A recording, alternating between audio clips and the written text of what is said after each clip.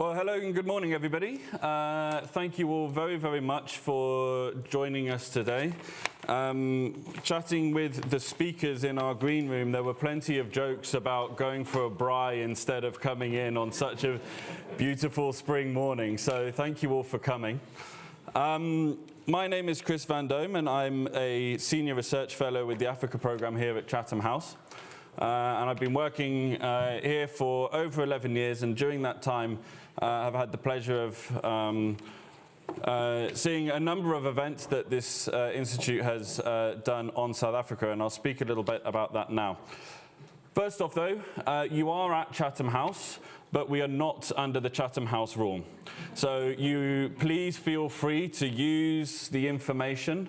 We are being broadcast as well, so I'd also like to greet everybody who's joining us from both across the country as partners of BISA, who we are partnering with, and those joining us from South Africa. You will get a chance to ask questions online as well.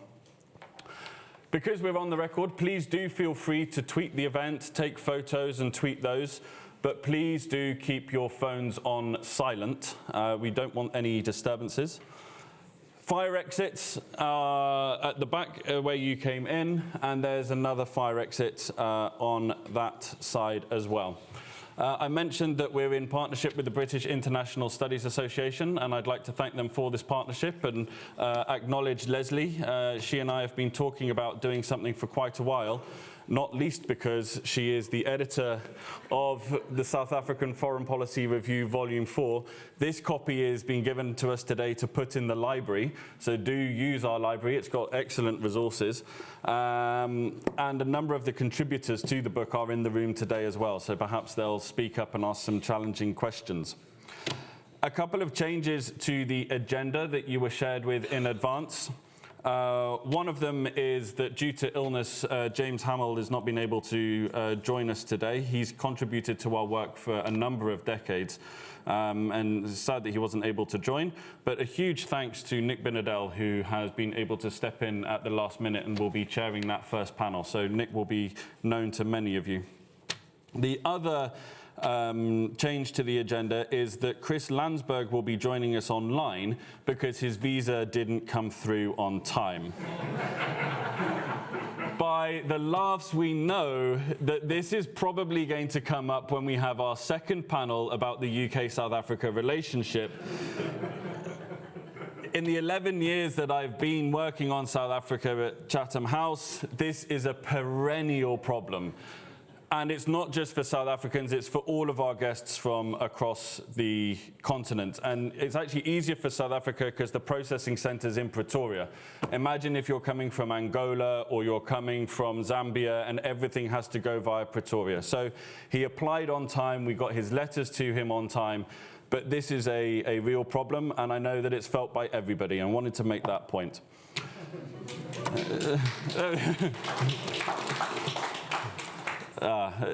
In the coffee break, you can find who the UK government representatives are upstairs and go and really put the screws on. So when we go up to our coffee break, the walls through the corridor there capture the history of our institute. And South Africa is very present across that. And it also captures the evolving relationship between the institute and between the UK and South Africa. In the early years, you'll find closer to the hall end of the wall, you'll find the details of Jan Smuts as a founding member and a contributor to the work in the early years and spoke regularly.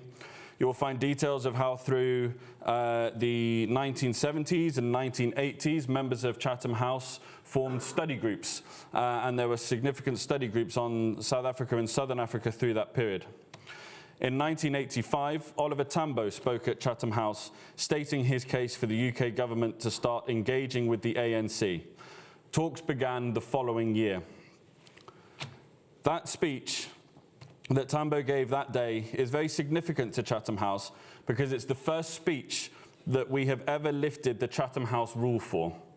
So in 2020, to mark the centenary of the Institute, that speech, alongside one given by Eduardo Mondlane of Mozambique, They were republished with the permission and partnership of the Tambo and Mondlane families and with UNESCO.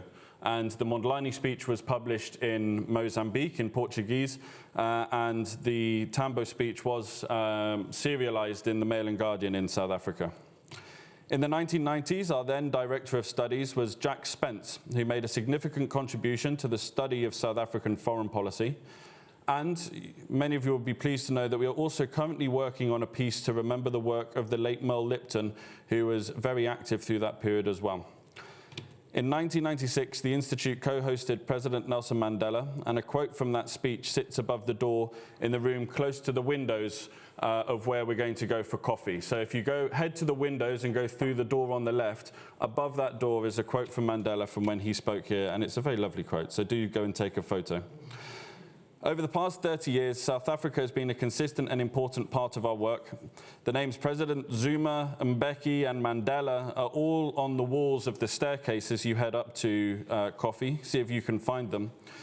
They didn't all speak as president. Zuma spoke before he was president in the early 1990s. Foreign affairs and the UK relationship have been an important strand of this, and our last meeting that we held on South Africa was actually with His Excellency, the High Commissioner, Jeremiah Kingsley Mamabolo, who I'm delighted to welcome back today. So the reason I give a long introduction as a chair is to acknowledge that this is a partnership with BISA, but also that this is to mark 30 years of South African democracy and 30 years of a democratic relationship between South Africa and the United Kingdom, and that we will discuss in the second panel. So, High Commissioner, a very warm welcome back to Chatham House, and over to you. Thank you.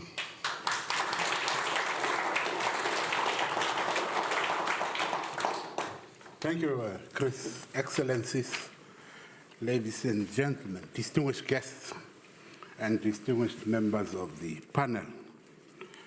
Well, first let me mention two things. That I'm very happy to be here. I'm taken aback by the overwhelming attendance. Everybody's here. I guess, well, that shows the interest that people still have in South Africa, and that's very encouraging. The second one is to say, please don't blame me for the visa. For the first time, I'm not blamed for the visa. We can blame somebody else. And the third one is to say we really are, we're full of praise. I want to extend my gratitude to you, Chatham House. The first time, I must say, that I have to speak, not under Chatham rule. I'm accustomed to speaking under Chatham rules. But indeed, you have created the situation. I have been requested to make welcoming remarks, so I'm not the main act today.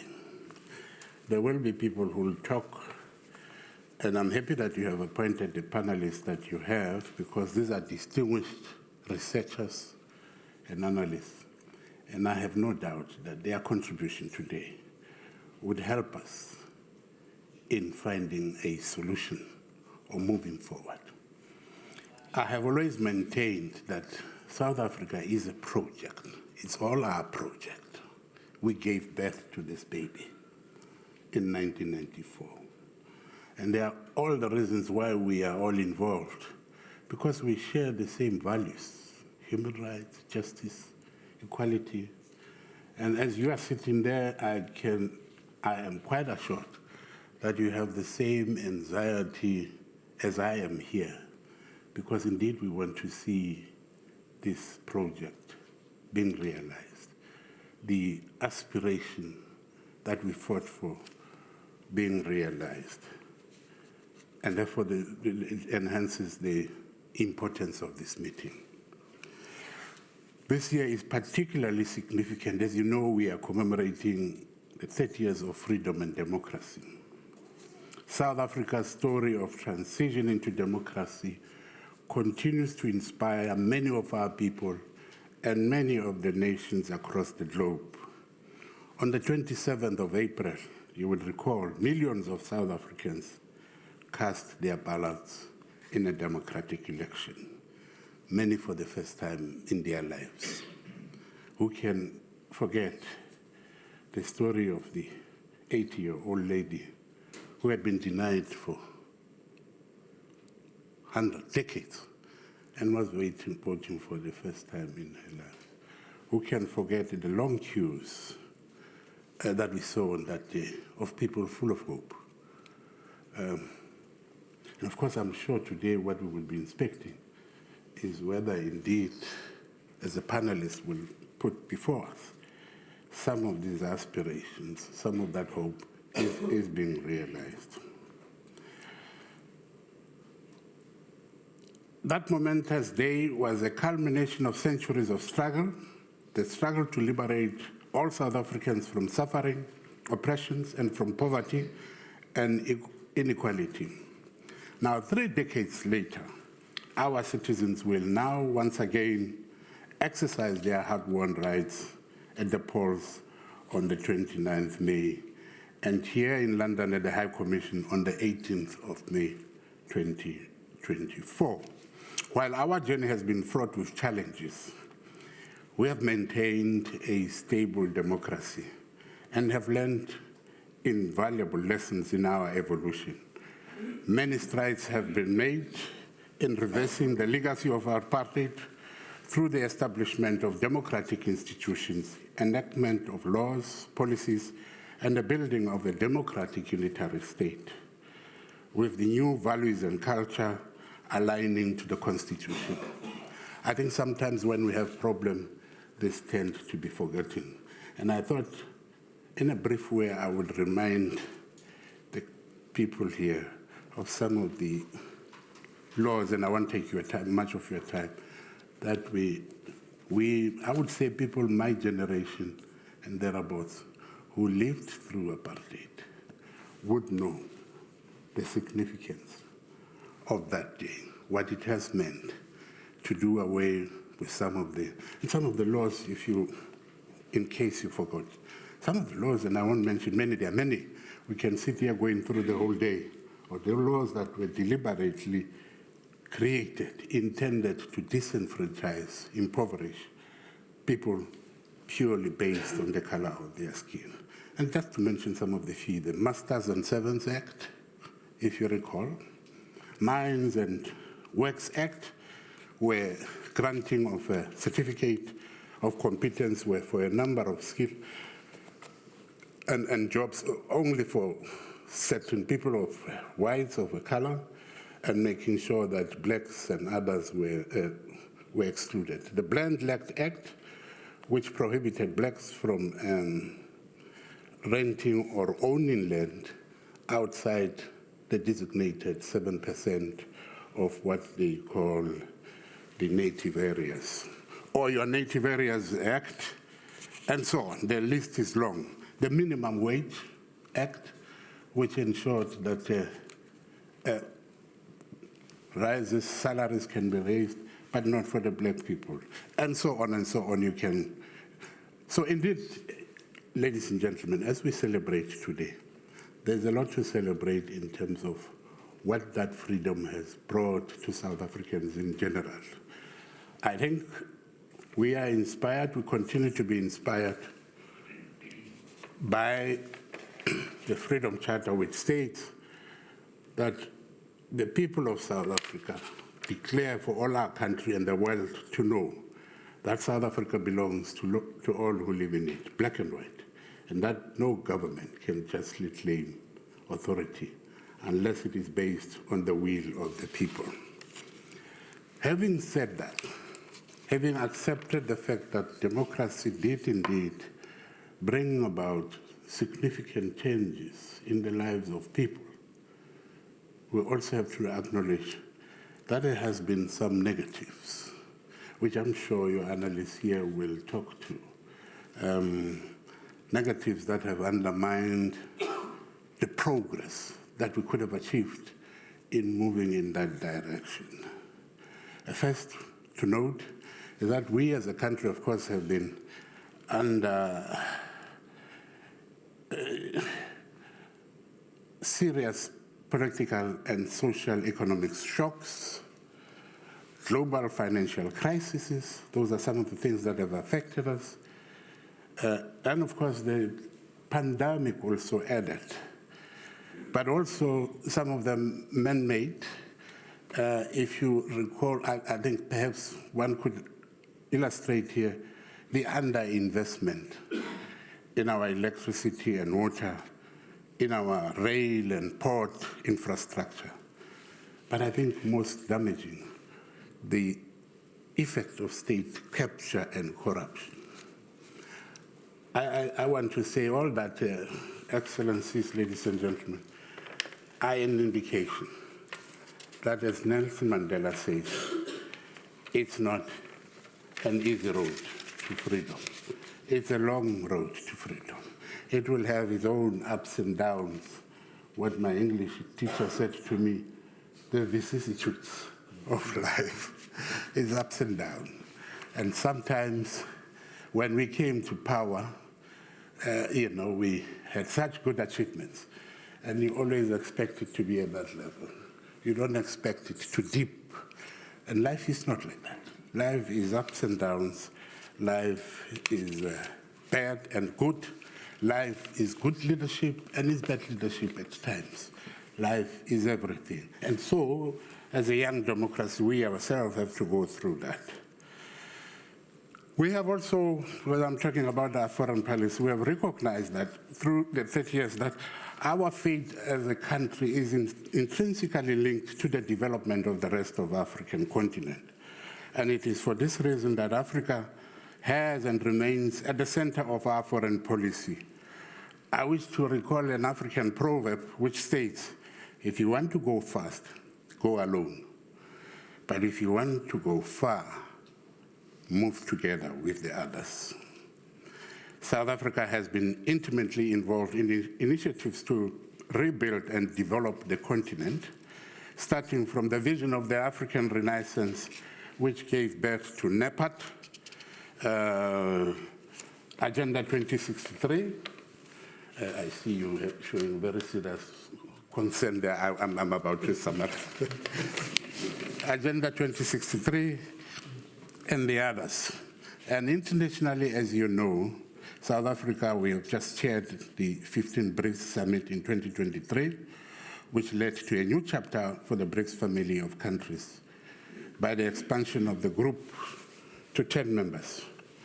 During our upcoming presidency of the G20 in 2025, we'll advance the concerns of the Global South and place Africa's development at the top of the agenda. We had, as you know, recently a meeting of AGOA in South Africa.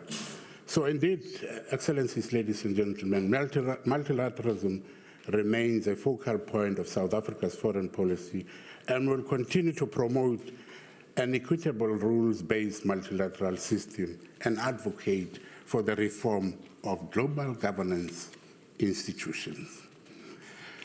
In summary, the past 3 decades has witnessed significant milestones in our foreign policy journey, and among others, we have been at the forefront of championing the need to restructure global institutions such as the United Nations Security Council, the Bretton Woods institutions, and in advocacy of the rule-based international order, human rights, multilateralism, and the provision of peace and security, especially in Africa.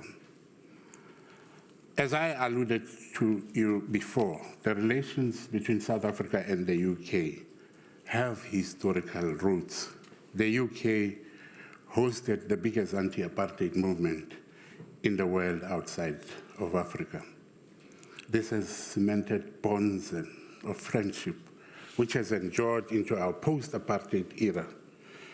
And I must inform you that we are organizing with our colleagues that I see here of the anti-apartheid movement, AXA, big events hopefully where you will also be with us as we commemorate the 30th anniversary of South Africa. I want to end up there. The rest we will hear from our panelists, and I want to thank you once again for the attention. Thank you.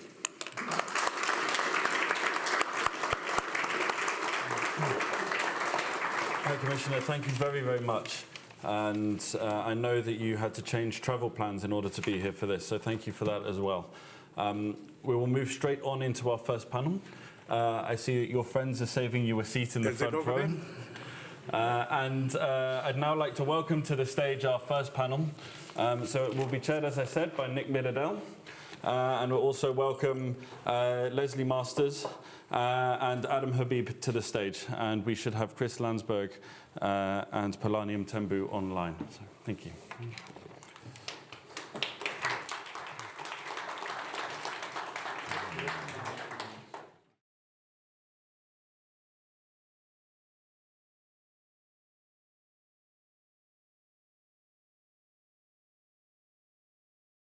Right, so we begin. Thank you very much, Chris, and good morning, everybody. My name is Nick Middledale, and I've been asked to chair this panel. And I'm delighted to be with you and really look forward to the insights the panel are going to bring to this topic. As we all know, it's 19 sleeps to the election, and there's much going on in the world that is vital to all of us figuring out our foreign policy issues and positioning. So I think we've got a great panel this morning. I'm going to be strict on time. So the panelists have 8 minutes. And I'm going to start with Adam, who I'm sure, well, let me introduce the whole panel. Adam, I'm sure many of you know, is the director of SOAS, was Vice Chancellor at Wits University.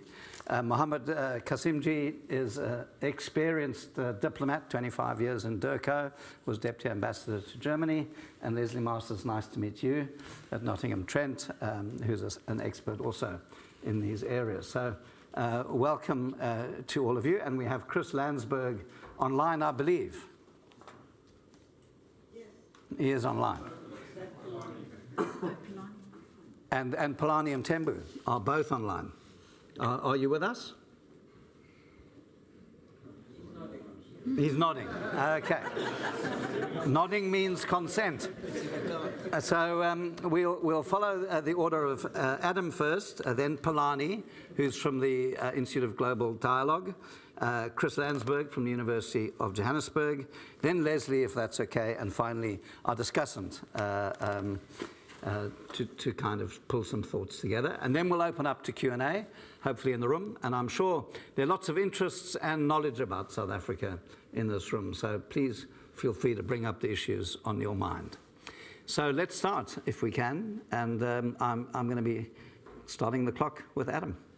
Do you want me to be here? You can be where you like. Okay. Well, just so that people can see me, I might You're as short as me, so stand up. All right. Everyone. So for colleagues, friends, thank you very much for the invitation. It's the second or third time I've been here, 8 minutes and speak about 30 years. So that's going to be a feat. I've got 2 preliminary points, introductory points, and 3 substantive ones. 30 years of democracy. It's an amazing time. Nobody believed in the 1980s South Africa would be a democracy. In fact, they believed Israel-Gaza would be democratic before South Africa. A lot of research had focused on it.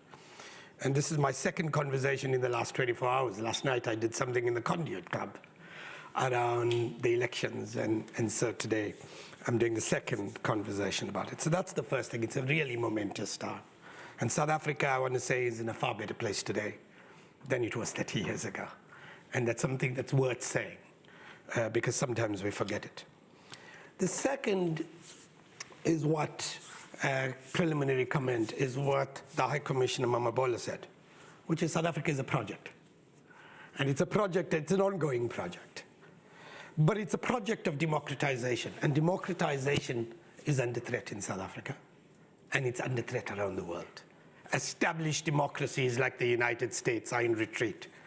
At least 5 European democracies have fairly right-wing regimes. And democracy is under threat in India and under threat in many, many parts of the world. And so we need to acknowledge that.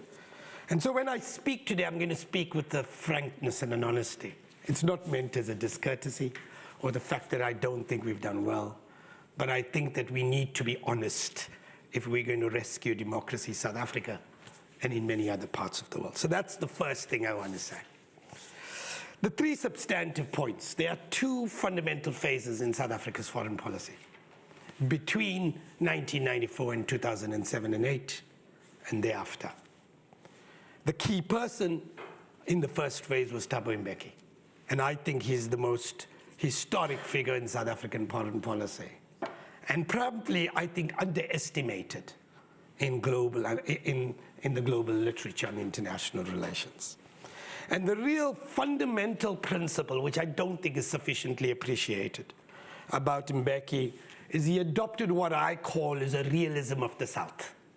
That you need to understand power, you need to develop leverage, but you need to change the world or create an enabling environment for you to advance a national agenda. And the national and the global agenda is fundamentally integrated. In that way, it was very different from the traditional left-wing argument that you need to de-link from the world. And it also was very different from that in most Western circles that you need to continue with business as usual. You needed to participate, but with a view to disrupt, to open up space for progressive agendas. It took four major elements. Build the institutional architecture on a continental level, the African Union. That was part one. Two, build economic investment in the African continent and build a free trade area across the continent. Why? That's good for growth, that's good for development, but it's also good for increasing your leverage in engaging the global order, in engaging global powers. Three, participate in the international systems, but reform them. Create an enabling environment. That's why the reform of the World Bank, the reform of the IMF, the reform of the United Nations Security Council, etc. And participate in it. And basically fought market reforms. Are important, but it needs regulation. That was the agenda. Its great success story, 2/3 of conflicts reduced on the African continent between 1994 and 2008. We forget it. 2/3 African conflict came down. But there was a challenge with it, largely around the principle of responsibility to protect. I'll come back to that, the critique of Zimbabwe, and how to manage the challenges there. But that's the first phase. It's the high phase of South Africa's foreign policy. Second part was effectively Jacob Zuma era, 2008, 2009, to largely, 2019. I think it's the low point. There was no integration of the national and international. Frankly, it was completely incoherent, and frankly, it was incompetent. That's something that I want to be honest about. Broken deals, frankly, in addition to the corruption, there was incredible incompetence, and I'm not going to say anything that I haven't said before. I think one evidence of that is the diplomatic corps was largely a place for failed politicians. I've said this at Durban many years ago. Now, that doesn't mean every single high foreign policy member of the diplomatic corps was bad. After all, we have High Commissioner Kingsley, but on the whole, I was worried about 70% of failed politicians landed up at Durban. That's not what. Now, all governments have some political appointments. You don't have 70%. You have 20%. We've kind of subverted that order, and frankly, it was a terrible thing. It's a testimony of the times. And our standing in the world completely eroded with no rational agenda. Finally, the third part, Cyril Ramaphosa. It seems to me Cyril Ramaphosa's agenda was to try and recoup from state capture, to recreate an agenda. But it's not as rational as in the Mbeki, where you brought the national and international in a coherent agenda.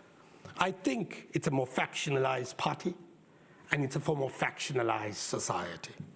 It does not lead to as coherent an agenda as you had between 1994 and 2008, with one exception, the ICJ case. I think it was brilliant. Whether you agree with the case or not, it is singularly the most brilliant intervention that I've seen from South Africa in 12, 13 years. I came here 3 years ago, and the place nobody wanted to know about South Africa. In one single move, South Africa with some single intervention, made itself the talking point of the singular biggest international issue of the time. And that intervention, whether you like it or not, but there was a second part to that. That team that debated it brought to the fore for the first time a pride in me. Because what it did was a transformed team, but it was an excellent team. Their arguments were coherent, logical, sophisticated, but it represented the best of South Africa. And so in a sense, for the first time in a long while, I was truly proud of my own country. And that's the point. It both holds the promise, but the problem with the ICJ case, is it's an exception to the norm. And until we make it an exemplar of the norm, we are in trouble. And that's the challenge of South Africa's foreign policy today. Is there a need for a South African foreign policy? Yes. Should it be part of the world? Yes. But it needs to return, at least in principle, to the real agenda of the Mbeki years. There are critiques of it around the right to protect and whether we got the balance right between that and humanitarian intervention. I'm happy to take that up. But we need a more rational agenda, and that has long been missing in South African foreign policy. Thank you very, very much. Thank you.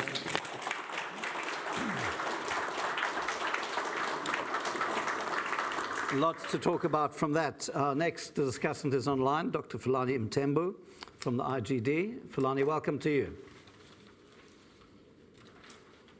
Thank you, colleagues. I hope I'm audible. You are. I'm going to just touch on a few areas, sort of talking points, I think that would perhaps guide the later discussion. The first point, colleagues, is around the issue of South Africa's African agenda, which is better, I think, captured around the Mbeki years in terms of conceptualization around the African Renaissance. I think this is something that is at times taken for granted. Why would an African country that is quite clearly geographically located on the continent, why would it try so hard to sort of establish itself and its African identity when it's quite clear that its geography is on the African continent? But I think it's quite important to go back and understand that for many years, South Africa had essentially positioned itself as almost a European outpost on the African continent. This was obviously under the apartheid government. It did that both for strategic reasons to maintain Western support. It also positioned itself as essentially a bulwark against an onslaught of communism within Southern Africa. And so in order to maintain some form of legitimacy in an environment where the apartheid regime had increasingly become an illegitimate government, it sought to portray itself as a European outpost on the African continent. And therefore, it was important over the last 30 years for South Africa to essentially re-establish and reassert its identity as an African state, as one that establishes quite clearly an African identity with also Pan-African ideals. And it's done that in a variety of ways. I mean, we see that when it comes to issues of peace and security on the continent, there was a massive transformation from the South African Defence Force to the South African National Defence Force. South African Defence Force was essentially played under the apartheid government a very destructive role within the immediate region, but also in the broader African continent. It was essentially an institution that exercised power unilaterally. It essentially went with the idea that might is right. And I think post-1994, it was very important for the political elites to change that and to transform the South African Defence Force into more of a peacekeeping and a peacemaking force. And we've seen that in terms of the role that it has played in conflict resolution on the African continent. A big example, of course, the Democratic Republic of Congo, where a lot of resources have gone into that particular country, not only from the Defense Department, but all ministries within South Africa. So I think that was quite important, both in championing a peace and security agenda on the continent, but also in terms of South Africa spearheading various institutional reforms and institutional development on the African continent. So we think about the transformation from the Organization from African Unity to the African Union. We think about the establishment of institutions like the New Partnership for Africa's Development, the African Peer Review Mechanism. You think about the various reform measures that have been underway, sort of championing African integration as something that is important not only for South Africa's national interest, but also for Africa's development. And also about repositioning the continent in terms of how it is integrated within the global economy.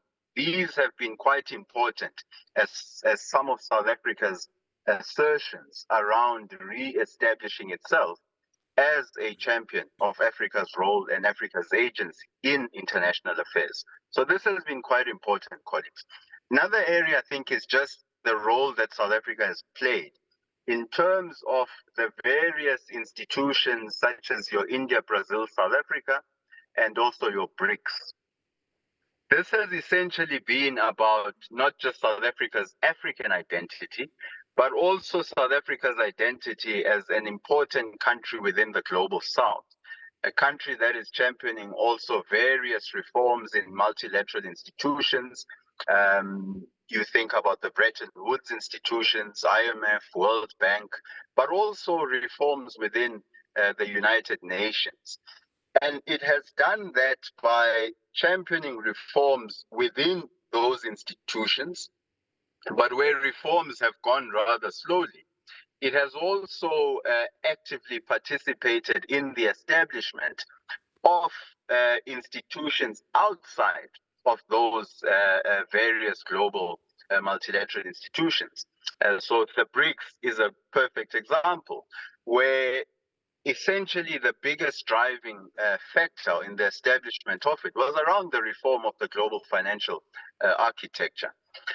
And where reforms were going slowly, essentially the BRICS countries have championed reforms to the Bretton Woods institutions and also established their own institutions through the New Development Bank, which by 2026 wants to basically disburse a lot of its loans in local currencies. And this is about driving a reform agenda, reforming institutions from within, but also applying pressure from outside of those institutions.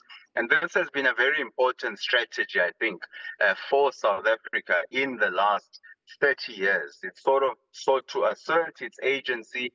But in all these structures, what's been important is it has also carried forward the African agenda. And so even when we think about BRICS, we now have an expanded BRICS, but many forget that South Africa was the first country in an expanded grouping. South Africa was also the first country that introduced a BRICS outreach. In 2013, when it hosted the summit in Durban, it insisted on inviting African regional economic communities and select countries to participate on the sidelines of the forum. After that, we have seen that various countries within the grouping have also extended invitations to their various regions, and that has subsequently led to a BRICS expansion, to a BRICS Plus. And also this year, what we will see is an introduction of another category of members, not quite full members within the BRICS, but certainly dialogue partners of some sort. So this has been quite important in driving reforms. A last area I think that's going to be important is that South Africa has been driven by what you might call an idea of progressive internationalism. It's applied it at times consistently, and at times it has been criticized for its inconsistency in applying that. But what is essentially put forward to the international community is an agenda driven by the imperative of development, addressing the unequal partnerships between the global south and the global north, reforming international institutions, and of course, essentially driving an agenda where might is not necessarily right. And the last one, I think, is that it's going to be important to look at various initiatives that have come in recent years. South Africa now has a national interest framework document where it's not a national interest document, but increasingly the foreign policy community is speaking more assertively around the importance of defining what constitutes a national interest and how to pursue it, how to also pursue economic diplomacy, including in countries that are emerging from conflicts. Another trend that's going to be important going forward is to look at the international relations policies of the various political parties within South Africa, especially within a domestic environment that is growing increasingly competitive. So yes, it's important to understand the ANC's international relations, which has been elevated since its last conference, as a full-time head of international relations, who's in the top 7 of the party, who's in the National Working Committee, and in the National Executive Committee. So international relations has recently been elevated within the ANC, but international relations has also been elevated amongst the opposition parties. And I think that is going to be important moving forward in an increasingly competitive domestic landscape where you might have coalitions at city level, at provincial level, and an open question mark at national level. So with that, I think let me leave it there and make it easier for our moderator so that you don't have to stop me along the way. Thank you, colleagues. Your timing was very precise. Thank you. And we're going to follow the trend online by asking Chris Landsberg from the University of Johannesburg to share his thoughts. Welcome to you, Chris.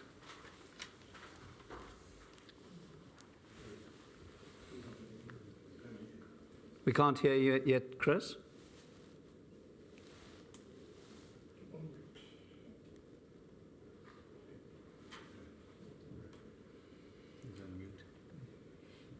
Is he talking? I can't see. Is that better? Yes. Is that better? Yes, now we can hear you.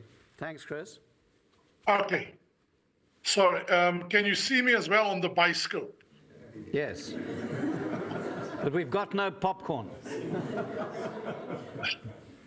Yeah, you know, all this AI stuff, I'm afraid I left it behind in the 20th century.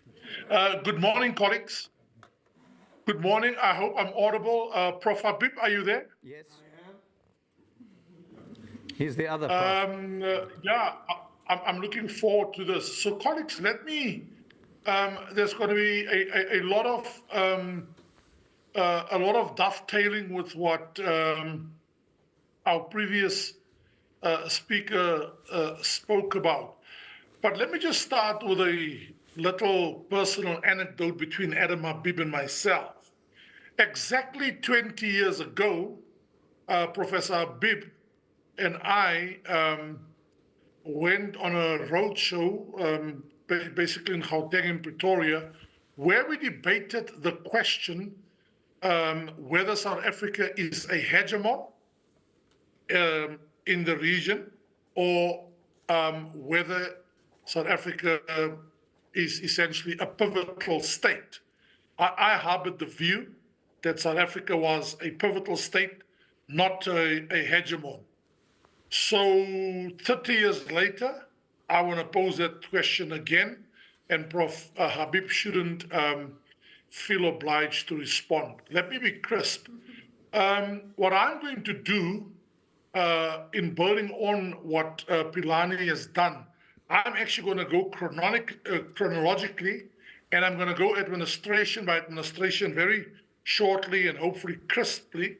And and also look at the achievements and the setbacks in South Africa's foreign policy. Let me start with a bit of context. South Africa's transition exactly 30 years ago coincided with momentous global changes, just like momentous global changes during the course of the last 4 years have shaped South Africa's foreign policy. And of course, I'm sure you want to hear about Lady R and the ICJ, but I'm going to briefly conclude on that. But now for the context. South Africa's transition coincided with 4 things, all interrelated. The fall of, well, first of all, the problems in the Soviet Union and Mikhail Gorbachev's perestroika and glasnost, in which Moscow signaled to the ANC that they can no longer foment armed struggles. They certainly don't have the financial means anymore to do it. It's fascinating what happened then, not just for South Africa, but it had implications for the world. The rapprochement between Washington and the then Soviet Union. Now, let me relate it to South Africa. So it was the fall of the Berlin Wall, the disintegration of the Soviet Union, staunch ally of South Africa, and very significantly, the triumphalism of the Western powers in relation to the Cold War, and South Africa couldn't escape it. So while we have the dictates in our constitution, South Africa had to respond to the global context at the time. So enough about context. Let me just say 2 things about what pre-94, just 2 things. Pre-94 South Africa and post-94 South Africa has in common. 2, just 2 elements. 1, believe it or not, because of isolation of the apartheid regime, by the mid-80s, when the changes came, it had a demonstration effect on South Africa. But even during apartheid, Africa loomed large as South Africa's #1 priority. It wished to make friendships with Africa because of its ostracism. The second thing that's fascinating, and Pilani hinted on this point, or he hinted at this point, and that is both the pre-94 governments and all post-94 administrations battled to reconcile the domestic dimensions and realities that it will grapple with, and what kind of foreign policy needs to be pursued. Let me now rush through the different administrations, and I don't mean to be long. First of all, when President Mandela came to office, there are 3 major things he achieved in foreign policy and he initiated. President Mandela essentially articulated a normative, values-driven, ethical diplomacy or foreign policy. Those of you are, of course, you are familiar with then Prime Minister Gordon Brown's attempts to also articulate an ethical foreign policy. But what were the dimensions of this foreign policy? There's a famous statement in President Mandela's 1993 Foreign Affairs article, which still remains the seminal piece that people refer to for our foreign policy. But it started by saying, human rights is the light that will guide our foreign policy. Human rights is the light that will guide our foreign policy. Secondly, South Africa will fundamentally commit itself to international law and upholding international law. A commitment to the peaceful resolutions of disputes. It was into jaw, not war. Play a bridge builder role in the world and putting Africa first. Those were essentially the normative dimensions that South Africa put in the world. And it was done under the banner of, and I quote, to become a good and respected world citizen, unlike the road rogue apartheid regime, which it replaced. There are, of course, notable episodes that lingered for the past 30 years, and they're still lingering, certainly as far as South Africa's relations with the West are concerned. Its relations with Cuba, with Libya, Venezuela, and of course the stance it's now taking on Palestine. What do all of these have in common? They were key allies of South Africa during the apartheid years. And the point I'd like to leave you with is the idea that South Africa fundamentally believes in solidarity with those that were its allies during the apartheid years. When President Mandela in 1997 signaled that he will not stand for a second term and essentially handed over the reins to effectively the de facto prime minister in his office, Deputy President Thabo Mbeki. The first thing Mbeki started to do when Mandela made that announcement, one of the major things he did was to overhaul South Africa's, I hope you can still hear me, was to overhaul the foreign policies of South Africa. And this is what Mbeki did. He pursued a foreign policy that would hopefully overcome the domestic challenges, which he described as a country of two nations, black and white, and a country of two economies. The upstairs one, dominated by white South Africans, and the downstairs one, where the majority of black South Africans operated then. But let me now come to, and I'll reinforce some of the things Pilani said. President Mbeki had a concentric circle to his foreign policy. We all are familiar with the idea of the concentric circles. But where I agree with Pilani indeed, he put Africa first. And he did it by articulating an African agenda. And even though South Africa denounced, referring to the debate between Adam Habib and myself, South Africa denounced the notion that it was a hegemon in Africa and wishes to play the role of a hegemon. It downplayed it. What South Africa did instead was to build what I've described elsewhere as a concert of African powers in the hope that it would restore or build an African agency in world affairs through which it can engage powerful actors abroad. He articulated, as Pilani rightly said, an African Renaissance. He articulated African policies, but more importantly, there's no dispute that Mbeki gave South Africa an African identity. And I can also just underscore just two examples. The new Partnership for Africa's Development and the Millennium Africa Recovery Program. But what is very interesting, President Mbeki also had a Pax Pretoriana strategy and a South African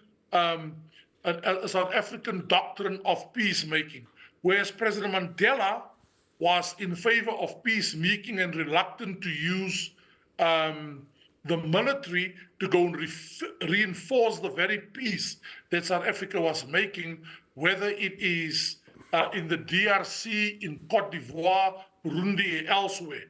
What Mbeki did very smartly, he backed up the peacemaking efforts, the negotiation efforts, and South Africa was a very active, enthusiastic peacemaker. It backed it up with a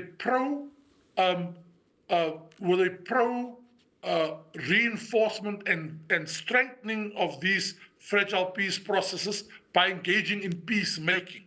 Peacemaking really mushroomed during the Mbeki era, from sending troops to Burundi under the auspices of of the UN,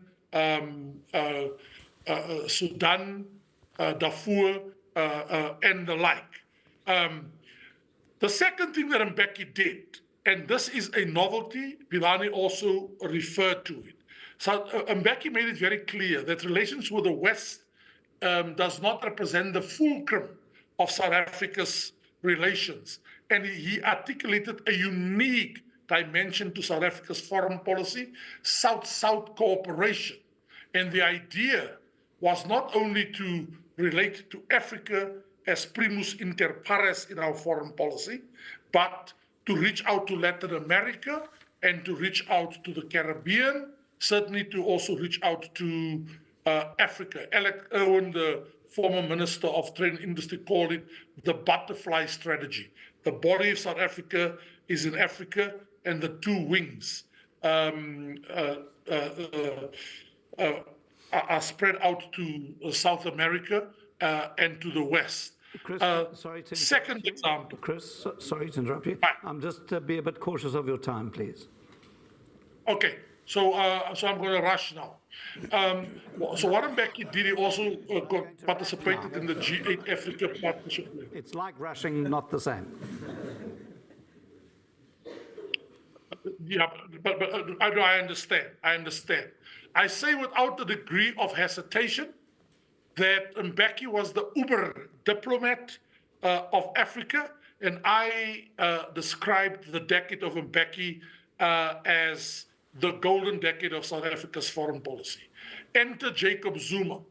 What President Zuma did, he effectively, unashamedly moved towards a utilitarian, self-interested foreign policy under the guise of the national interest. So there was a much narrower focus on domestic affairs or the benefits for the home front.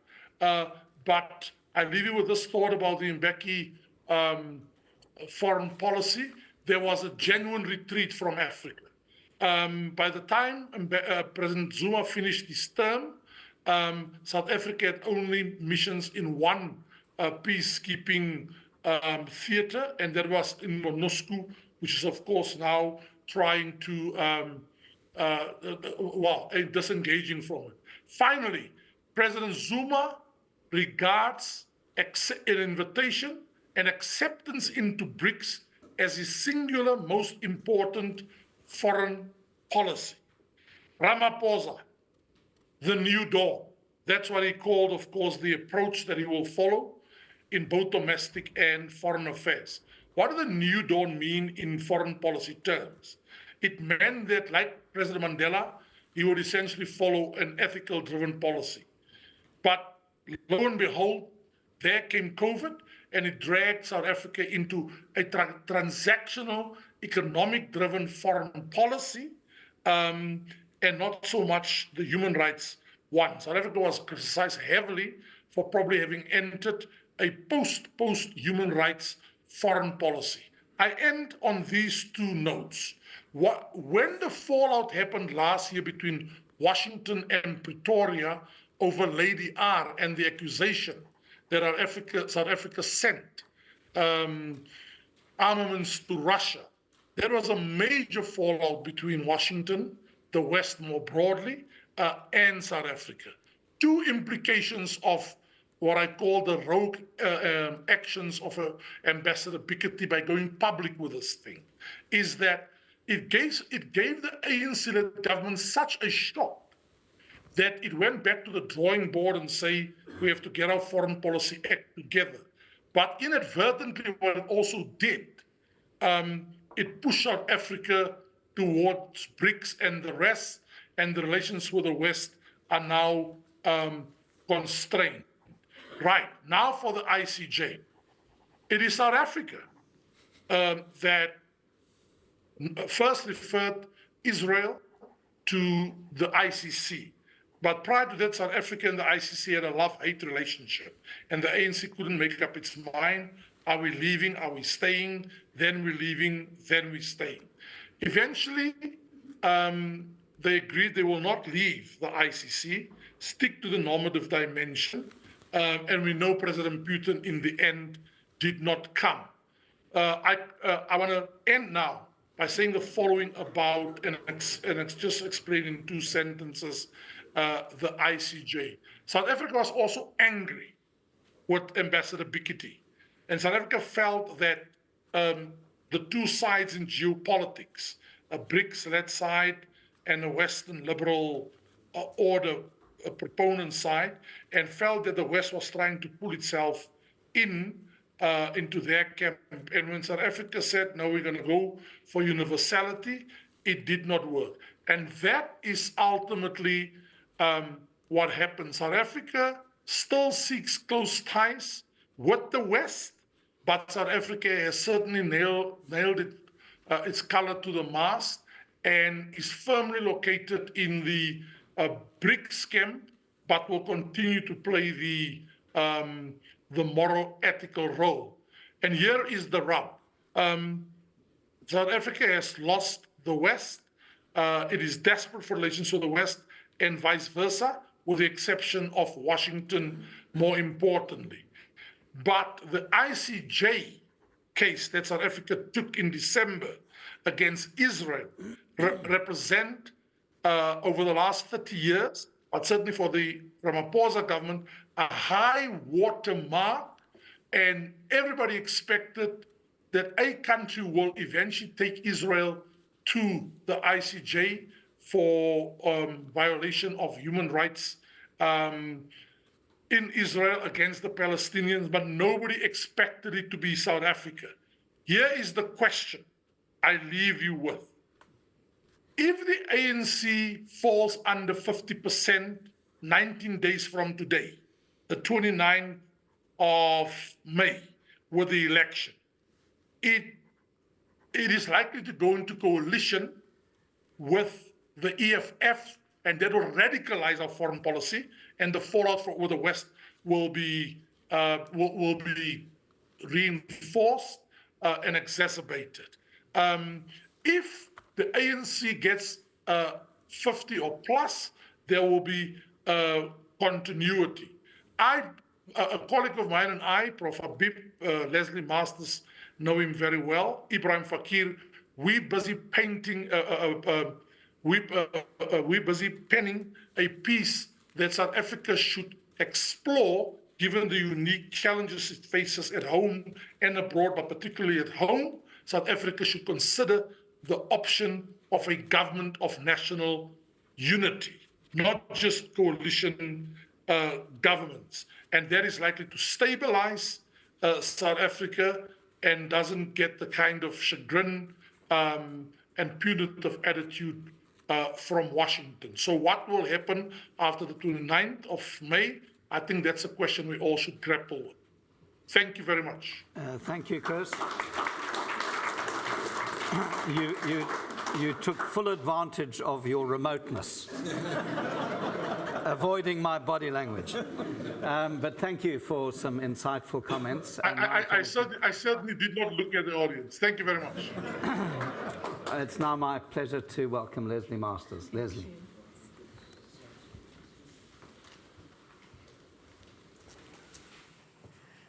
Well, thanks very much for organising and to Chris for coming in with us on this discussion today.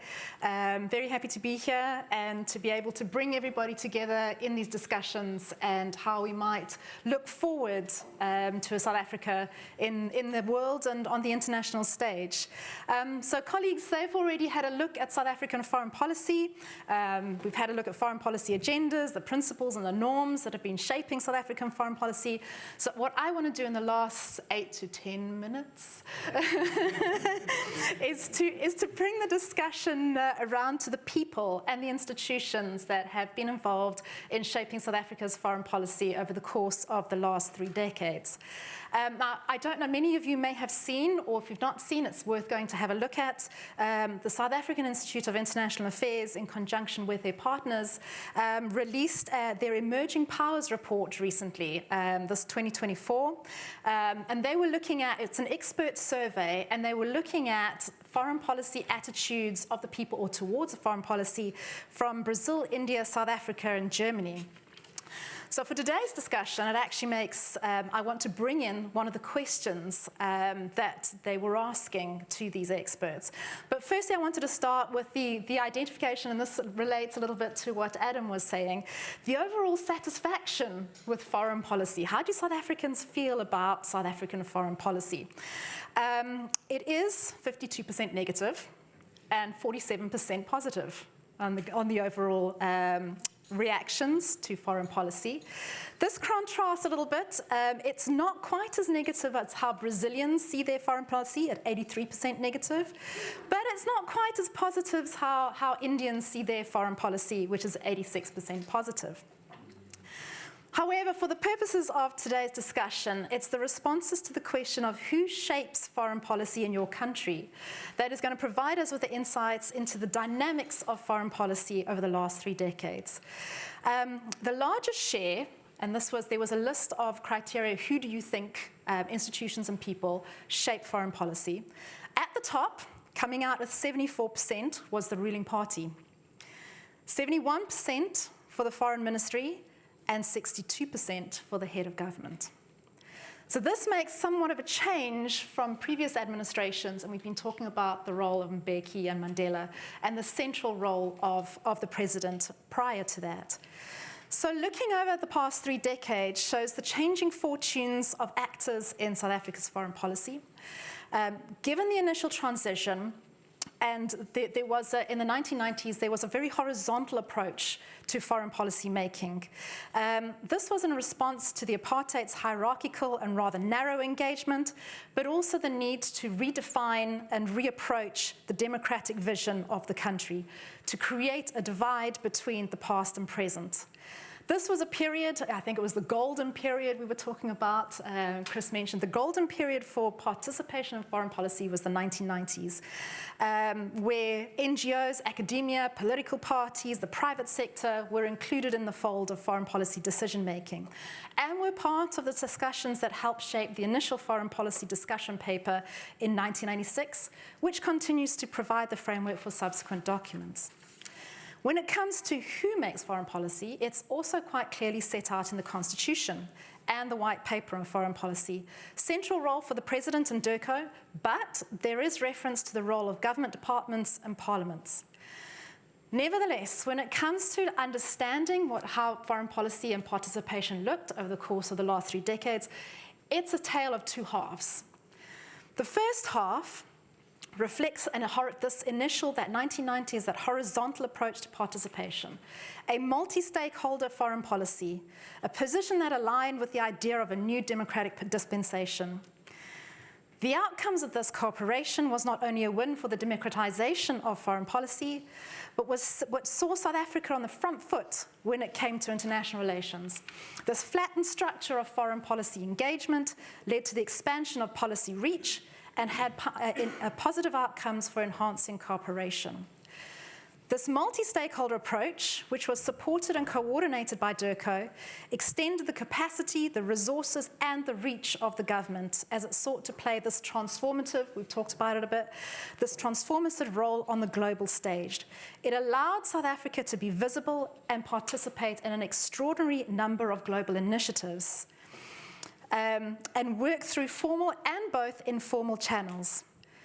These horizontal networks saw access to South Africa to multilateral forums and participation in processes like the Kimberley process, the International Campaign to Ban Landmines. It supported the idea of South Africa as a middle power and showcased South Africa's commitment to foreign policy principles of peace, security, and human rights. The non-state and sub-national actors were active within foreign policy decision-making and implementation is evident in the amount and issues that the engagements would participate. And you can look at across the board, environmental diplomacy, the climate change negotiations, science diplomacy, working with the region on the SKA telescope, the Safari climate change project, parliamentary diplomacy, where parliamentarians were out there showcasing and working with new incoming parliamentarians in training, being electoral monitors. There are a range of these horizontal platforms where informal and formal structures were working together in shaping South Africa's interaction. The value of these roles was recognized with the initial steps taken to institutionalize some of these partnerships. This includes the cooperative governance approach between governments, bringing together the cluster system, the International Cooperation, Trade and Security Cluster. There was also the creation of the DIRCO Liaison Office in Cape Town to enhance cooperation with Parliament.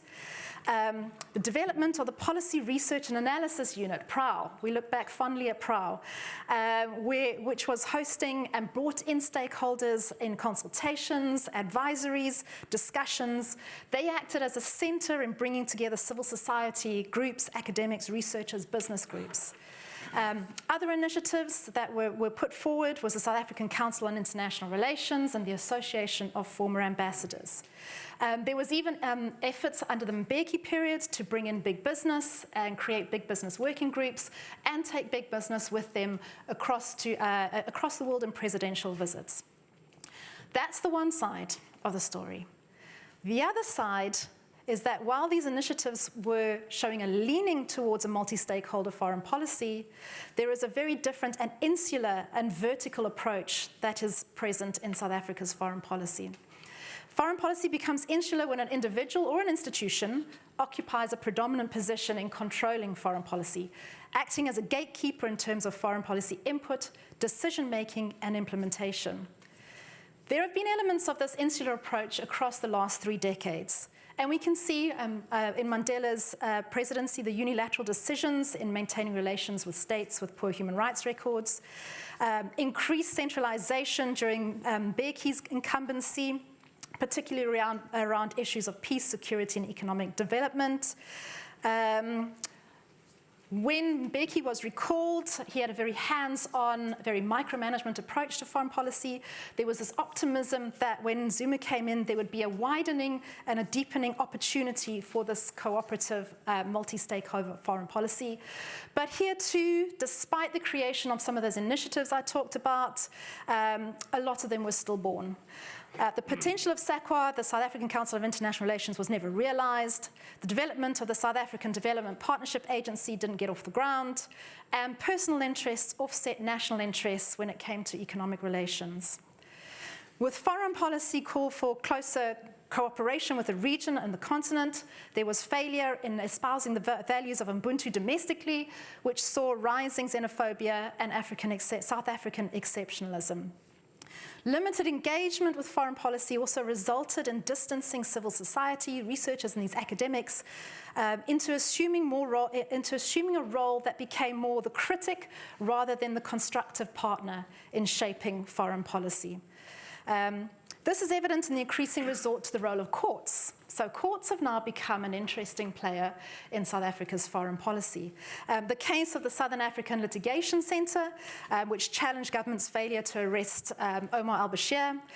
And then again, the courts use, we were looking at courts, and that's come up quite a bit. But in Ramaphosa's incumbency, the challenge, the decision to withdraw from the ICC.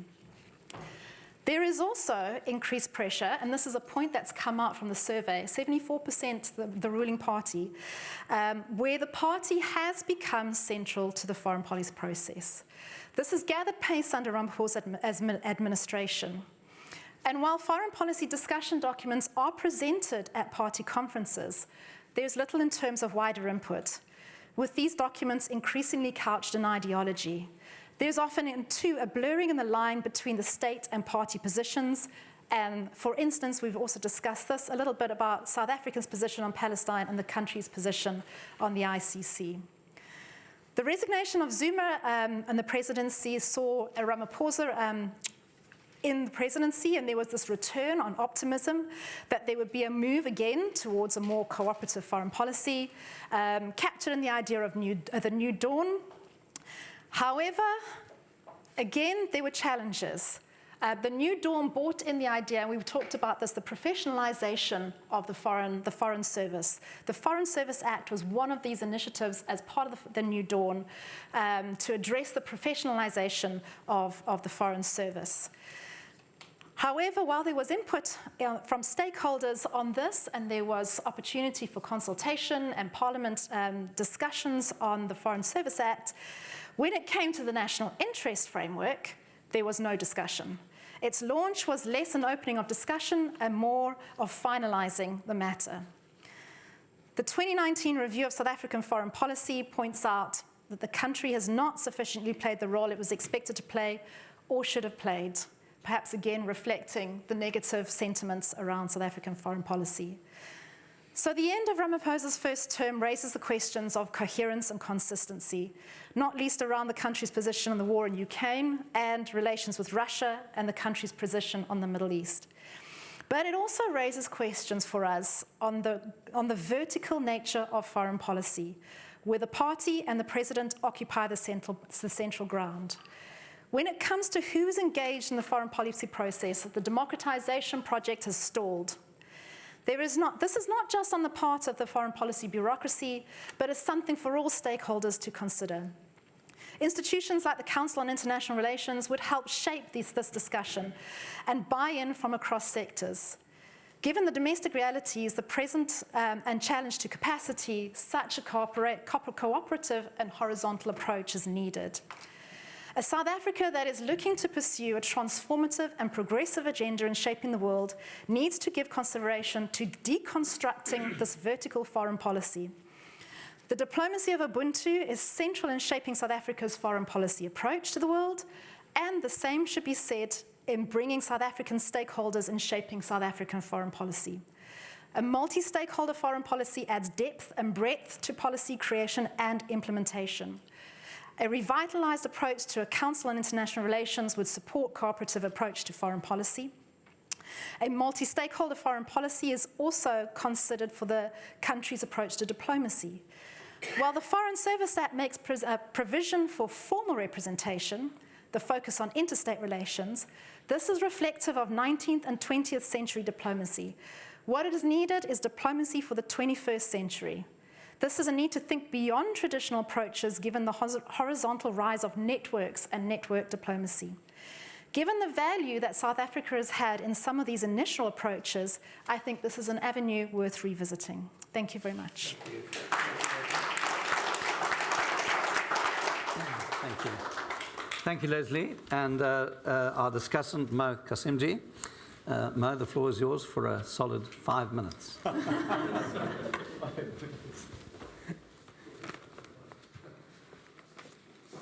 Well, thank you, Nick. I think I've lost my diplomatic privilege as Ambassador knows, so I will have to stick to your 5 minutes. Ambassador, Lord Johnny Oates, distinguished guests, I think this is such an important occasion, Chair, that we've all come together to discuss this important issue of foreign policy and UK-South Africa relations. But I think a special thanks to Alex Vines, Chris, Chatham House, and Leslie for actually putting this together and inviting this panel. The last time I think I shared a panel with Adam was in primary school, so we've come back for a long way. So I'm going to try and pull things together, but I think some of the important points that were raised was South Africa seems to have moved from a pariah state in the 1990s, this golden period, to a period where it's become an influential member of the global community and a respected one. And we need to acknowledge that. Whatever has happened over the 30 years, that is South Africa's position, that is South Africa's legacy now in 30 years. It's done this by focusing on Africa, it's focused on the global south, it's focused on the global north, and as well as international institutions. So it's really tried to reframe the world in a way that's fair and equitable. And I think that is something that's very important. How does it take that process forward? I'll come to that in the short period that I have. And I think Adam and other speakers had mentioned that the idea of bringing peace to the continent. And in that whole process of foreign policy formulation, South Africa's role in Africa is an important one, and I would agree that it's not a hegemonic one, and we could have a discussion about that, but a pivotal state on the continent, similar to the idea of Brazil being a pivotal state in Latin America, South Africa, India, maybe Turkey, and so forth, these emerging powers, as we now call them. I think the other issue is the domestic imperative. South African foreign policy has been driven by domestic imperatives, and I think that's something that we need to look at. And in some way, it's been ahead. As Ambassador would know, that has been the brief from the Foreign Ministry. And if you find today, both in America with Biden, both in the UK, it's about how does foreign policy speak to domestic policy, how does domestic policy speak to foreign policy. And that is the interplay that's taking place. And that's become very, very prominent today in decisions of government. So I think, yes, we've gone through a period of 1990s. Obviously, it was Mandela. It was a period of change. There was lots of excitement. But correctly so, there are going to be ups and downs in foreign policy, and the world has also substantially changed. I particularly like what Leslie had said about South Africa foreign policy by including other stakeholders, and I think that's absolutely vital in going forward. I don't think South Africa can afford to be insular in any shape or form. That's not its nature. That's not in its DNA. It's got to be horizontal in its application. So I think the multi-stakeholder thing is something that could be pursued going forward. So the interesting concepts that we raised are solidarity, non-alignment, African agenda, Ubuntu, and each of these concepts can be discussed by themselves. But for me as a discussant, what's important is that we've discussed the past, we are discussing the present, but how does South African foreign policy go forward in today's geopolitical world? I think that is the question. Otherwise, we're going to get stuck at a certain place in history, and we don't want to do that, both domestically as well as internationally. So my focus is how to deploy these various concepts. South Africa has important concepts of solidarity and Ubuntu, non-alignment, etc. But in deciding the how, we've got to know the where. Where is this foreign policy being deployed? And if we look at where the world is today, we have heightened geopolitical risks like we never had before. If you take when South Africa achieved its democracy. We have geo-economic tensions. Governments are heavily involved in regulating business, especially in the field of AI and chips and so forth. We have bilateral relations is not business as usual. Bilateral relations are no longer binary. There's bilateral relations where there's cooperation, coercion, contestation, all happening at the same time. And we're beginning to see this in America-China relations. So how does South Africa operate in this context? Because this speaks to the issue of selective alignment. I think this concept of non-alignment is an easy phrase that's being used because it's borrowed from a certain period in history. But it's selective alignment. South Africa will engage with Russia in a certain way, it will engage in America in a certain way, and this is how the world is playing out. And we're seeing it in various forums, whether it's in India, Turkey, China, America, the UK as well. So this whole issue needs to be further investigated, and we need to look at it very carefully. Also, there's the creation of blocks. And this is important because suddenly you have a BRICS bloc. Is this the alternative world order? Is this the voice of the South? We have various blocks starting, whether it's in the minilateral area as well. We find India moving from different, they're part of BRICS, they're part of other, of Quad. So people are moving across this minilateral spectrum because they're getting more out of that than getting stuck in bigger multilateral institutions, where there's breaches of international law and countries are utilizing the multilateral system to promote individual interests. So the world is a very complex one, and how does South Africa moving forward the next 30 years engage with this particular issue? It's also important that in this context that South African policy needs to operate intellectually and practically in the promotion of better South Africa and a better world. But I think the model was given by our first foreign minister, which we had the pleasure of serving under, Foreign Minister Inzo in 1994. And he spoke of South Africa as a bridge, and that is South Africa's future. That is where South Africa's strength lies. It's how does it build a bridge? Because it's always been a bridge builder between the North and the South. South Africa is in a unique position of being an intersection of global world divides, and that is its role. Its role is not, I would argue, to be part of the South or the North, but to try and be a voice of the South, but the bridge to the North as well. So how does it do this? This is a major opportunity. This should be its vision. This is where the intellectual power of the foreign ministry should be focused on. And it has partners in Brazil, it has partners in the UK, and we're coming to that part of the discussion later. And I think it can really start building alliances with countries that are like-minded and that want to create a better world order, not a divided world order.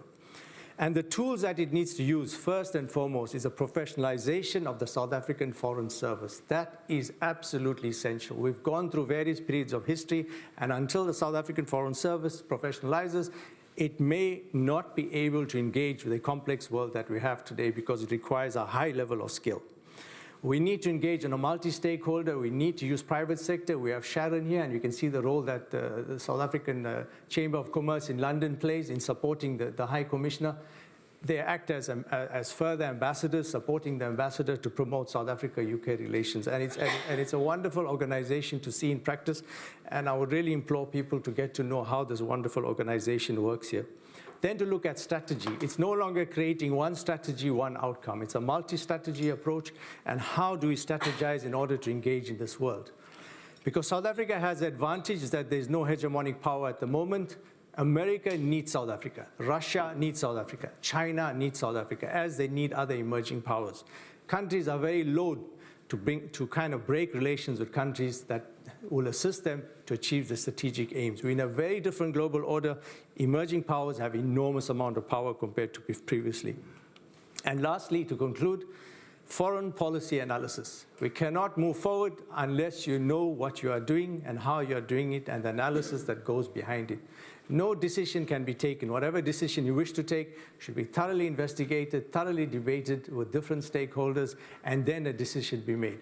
How you vote on Ukraine, how you vote on Palestine, how you vote on various issues internationally needs to be thoroughly thought out so that there's not a reactive approach but a proactive approach. So on that note, I will conclude, and hopefully 5 minutes. Thank you very much.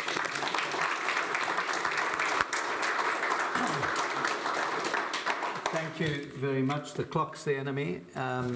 We have little time, so can I ask you please to make your comments or questions very brief, just indicate your name and make your point, either to the panel as a whole or to someone in particular.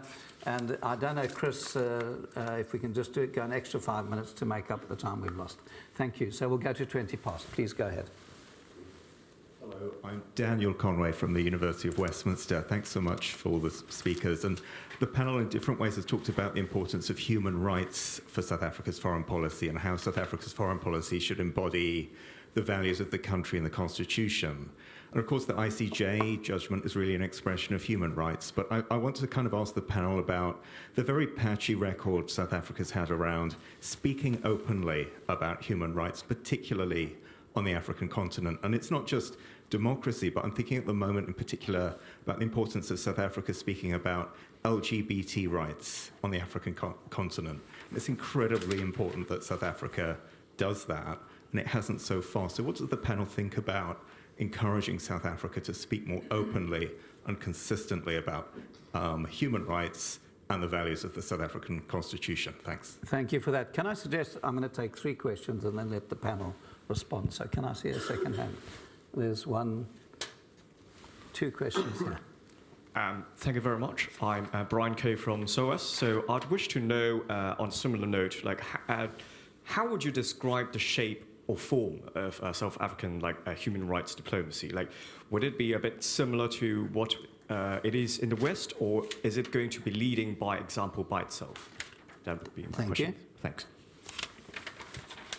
And in front, right? Thank you, John.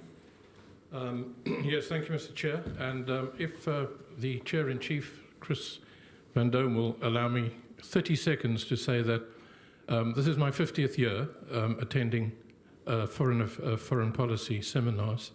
I was part, as you know, of the Africa Group from 1984. So it's a special day for me too.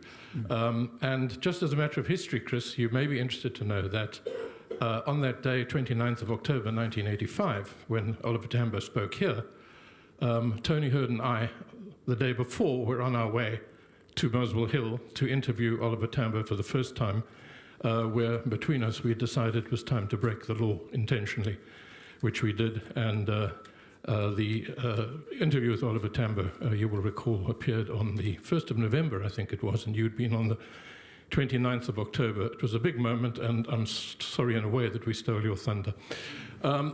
Thanks very much. If I might just come back to this question of South Africa's positioning, a global positioning. The perceptions and the reality, I hope, are quite far apart, because the perceptions increasingly are that South Africa, as Chris Landsberg said, the West is lost. I don't believe the West is lost. This is a repositioning process.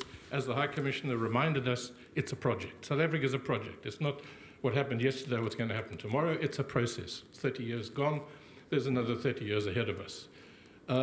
Hopefully that repositioning will start to emerge in the time going forward, where, as Adam said, and I totally share your pride in that moment at the ICJ, it was one of the real high points for me of the last couple of decades.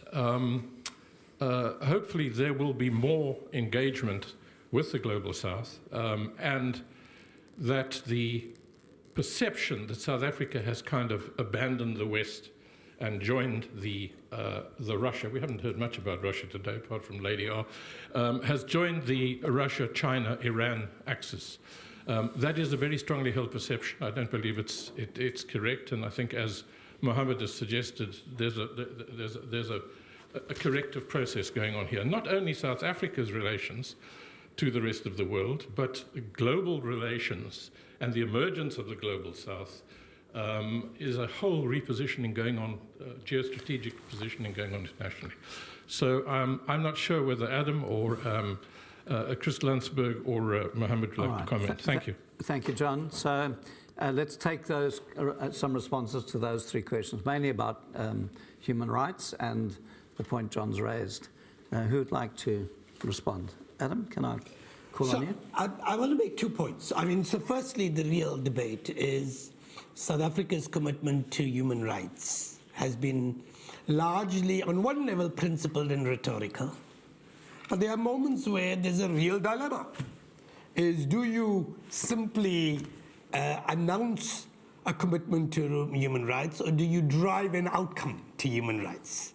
And those two don't always align. If you want to build relationships, there are sometimes you say things publicly, and there are sometimes you don't say things publicly and you push institutions. And that's the dilemma that not only South Africa confronts, every single government confronts. And the problem with most foreign policy researchers who are driven simply by human rights is they simply want the announcement as a matter of fact, and that is the exemplar of where we go forward. So that's the one thing I wanted to say, and I think it's important. I want to come to John Battersby's suggestion, because I do want to draw a difference between what we said. Let's say what we agree on. Do I think networks are important and network diplomacy? Yes. Do I think we need a professionalization of the diplomatic service? Yes. We need that. But really, we've got to understand two things. South Africa can't be self-sufficient on its own. It doesn't have a size of the economy, and frankly, it's integrally tied, its economic success and development is integrally tied to the continent and to the world. And that means not to the world of Russia and China, but to the world of the West as well. And so some diplomatic brokering has to happen, and it has to do that. But however much it professionalizes, and however much networking does, it has to do two simple things, which is what, I don't want to get involved in an archaic debate about whether it's pivotal state or regional hegemony. This is what it needs to do. It needs a leader who understands the domestic and the global. It needs a leader to lead. And it needs a foreign service that is capable of implementing. It needs to put resources into that agenda.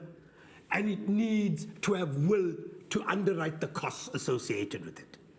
That, in my view, is what regional agendas do. And it needs to tie the Africa and the global project. Now, you can have as much corporate sector involvement if you want.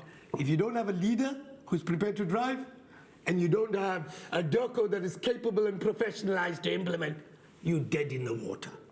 That's the problem. That's the focus. That's what we need to do. And at the moment, I don't see that in Cyril. Whether it gets there is something different, but that's what we need urgently. And we had that with Mbeki, whether you agree with him entirely or not.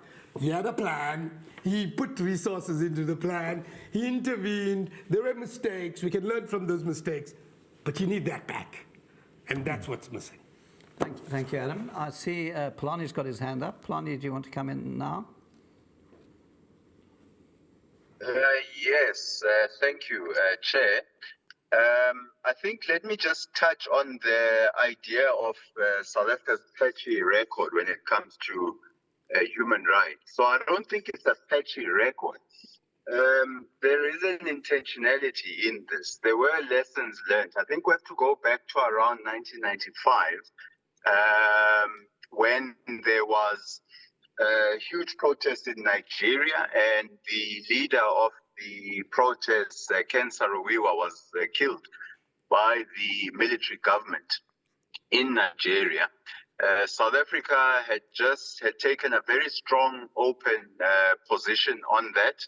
It actually called for Nigeria to be removed from the Commonwealth. It called also for countries to put economic consequences to the killing of Ken Saro-Wiwa by the military government in Nigeria. But what South Africa learned were lessons there, because what ended up happening is that South Africa became isolated on the continent. Many countries in Africa simply looked at South Africa and said, look, we had supported your struggle for many, many years. Now you come into government, not even 1 year into your government, and you're trying to tell us, what to do in our domestic affairs. What South Africa also learned is that many of the countries that spoke openly about human rights abuses in Nigeria continued to extract oil from Nigeria. So the oil continued to flow, both from the US, but also the UK. And what South Africa learned is that if you want to influence, especially on the African continent, then you have to be engaging the various stakeholders.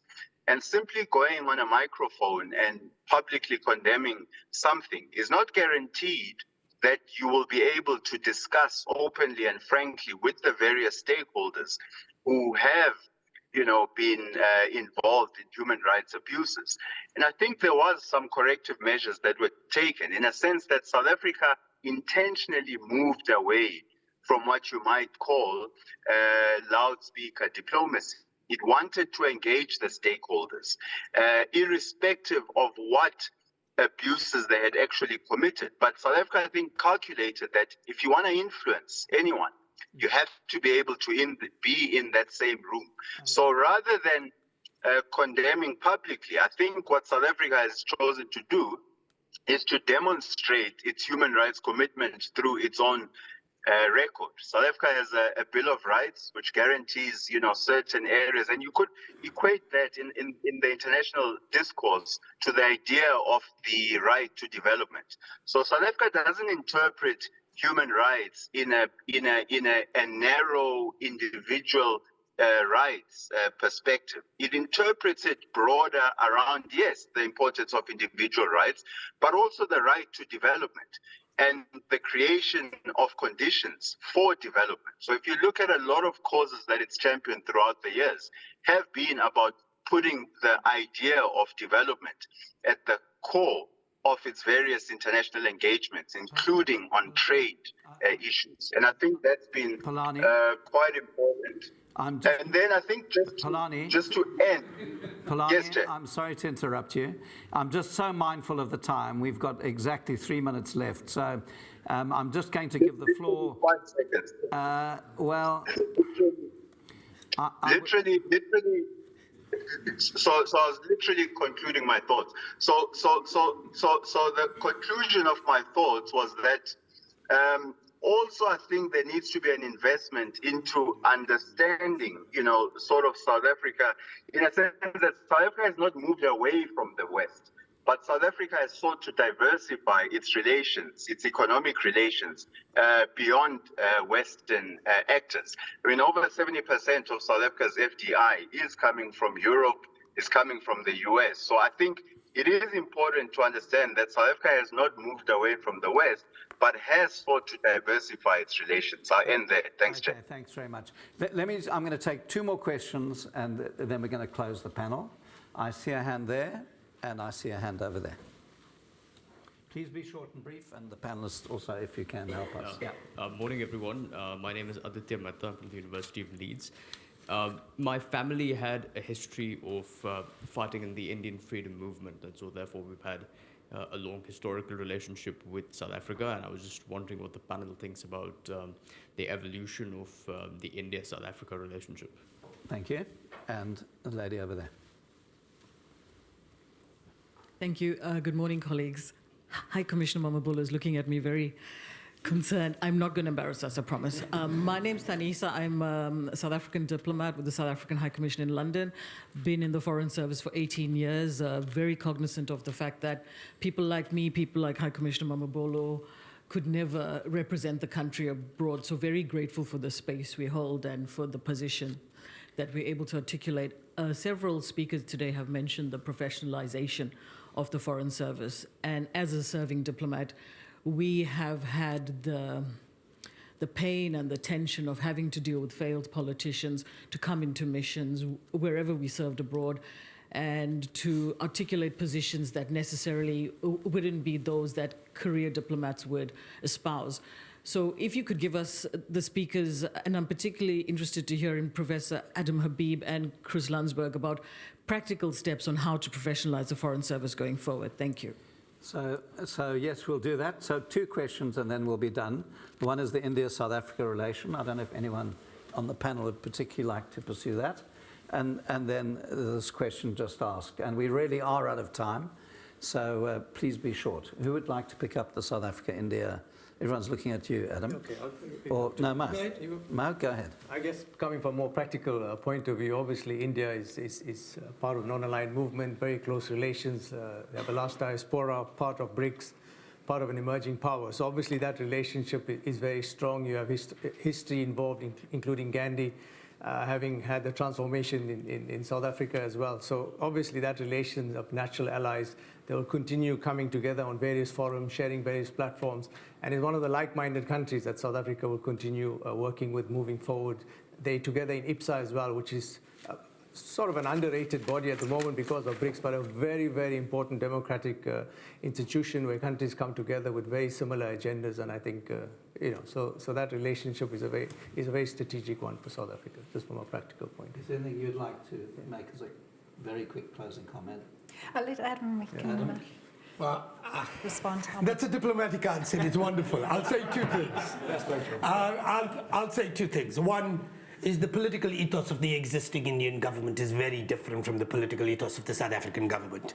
And yes, formally we are in alliance, but you're going to make it much more difficult for them to have a relationship now in exactly the aligned way you're suggesting than it was. The second, if there's an exemplar for the ANC to watch out for and repeat the failures of us, it's Congress. If there's an exemplar, it is India and the Congress movement and the failed Congress and the consequences thereof. And it would do much to learn. Finally, somebody said, what the professionalization of the civil service? I'll say 3 things quickly. 1, limit the amount of politicians. There shouldn't be more than 10% of politicians in diplomatic service, period. Enforce it through legislation. You'll stop that from happening. That's the first thing I would do. Second, massive training, and not technical training, languages, etc. That's important, but also strategic training. What does the world look like? How do you navigate? How do you build alliances? How do you do bridge building growth? And thirdly, a better relationship with those who are intellectually thinking, both domestically but globally. Those 3 things are central to DIRCO being the strategic player it needs to be. A good place to end. Thank you very much for the panel.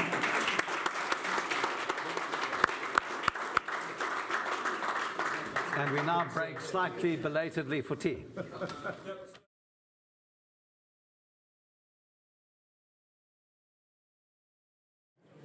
Well, good morning again, everybody. I hope you enjoyed the coffee break and that you were able to continue the conversation from the first session and meet lots of old friends and new faces.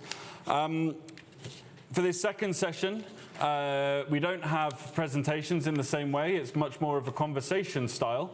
And the second session, we're going to be focusing more directly on the UK-South Africa relationship, both now and also what various people would like to see from it going forward.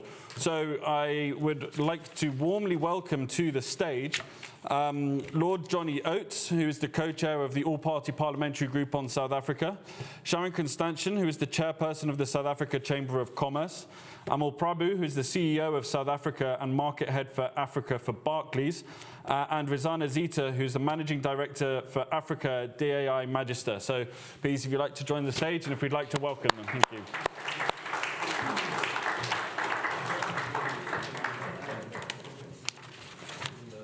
Once again, we are on the record, so you can use the information. And I say that this is going to be more of a conversation style. I'll let you into a secret. We actually discussed their questions with them in advance. So if they seem like they've got very good answers all prepared, it's because we did discuss. So I'd like to start asking you, Johnny, how important is it that there is now a cross-party group of MPs on South Africa, given that the all-party parliamentary group on South Africa is relatively recent in the last few years? How important is it there is this group that share an interest and passion on South Africa? And what have been the main highlights and achievements since the group's formation? Thanks. Thanks, Chris. And you've really put me on the spot now because we have to give very good answers, as you've explained that we had the questions before. The first thing is just to give some background. I mean, the UK obviously had, through Parliament and through parliamentary engagement in the anti-apartheid movement, strong links historically with South Africa.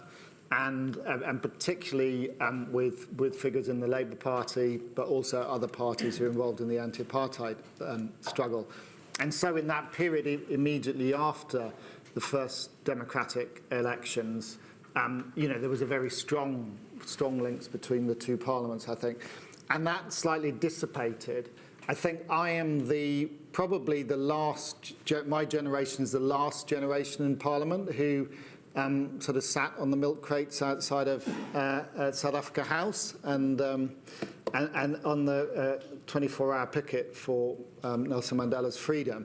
And even for me, I mean, that was as a teenager, and 2 years after I first sat on one of those milk crates, Nelson Mandela was freed. I don't claim personal responsibility for that, but you know, things do move a lot. But what really happened, I came into Parliament in 2015, and I'm not sure the exact date the all-party parliamentary group on South Africa had ceased to exist, but it was during COVID crisis that it came to my attention that there wasn't one. And I was contacted by a number of people who knew I had an interest in the region and had worked there previously, and saying, you know, this is a disaster for the tourism industry. We hosted some meetings with people from the tourism industry. We talked to the High Commission, and I started talking to old stalwarts like Peter Hain and Paul Boateng and other people who'd been involved, and said, you know, why don't we get back together an all-party parliamentary group so there's a place of liaison. So that's what happened. We're not like some of the APPGs with a big secretariat. In fact, we have no secretariat except myself. But what we do try and do is be a place of kind of liaison. And, you know, I was able to get to the then health minister at the time, Sajid Javid, to say, look, after Omicron, like, this is just not on, you've got to do something about it, and there was some quick reactions. So we've been able to do things like that. But I think a lot of it is about being a liaison point. So I've been very lucky in the High Commissioner that we've had here over recent years, and we've worked closely together. And High Commissioner has kindly come and addressed our parliamentary group on a number of occasions. On one occasion was, I think, the day that Russia was doing joint manoeuvres with the South African Navy, and the High Commissioner, you know, he gave the perspectives of South Africa to parliamentarians, which, whether they agreed with it or not, I think most of them probably didn't, but they at least gained some understanding of the South African perspective, and I think that's really, really important, because I think there's a real danger of a gap growing. So a liaison point for parliamentarians. When the Minerals and Energy Portfolio Committee came from the South African Parliament, the High Commissioner asked me if I'd meet with them, and you know, we do that. We've had the Minister of Tourism come to our APPG.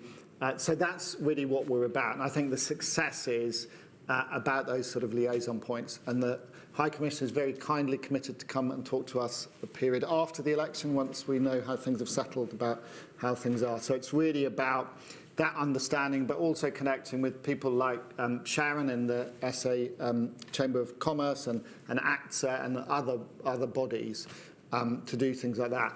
and also just on issues of visas.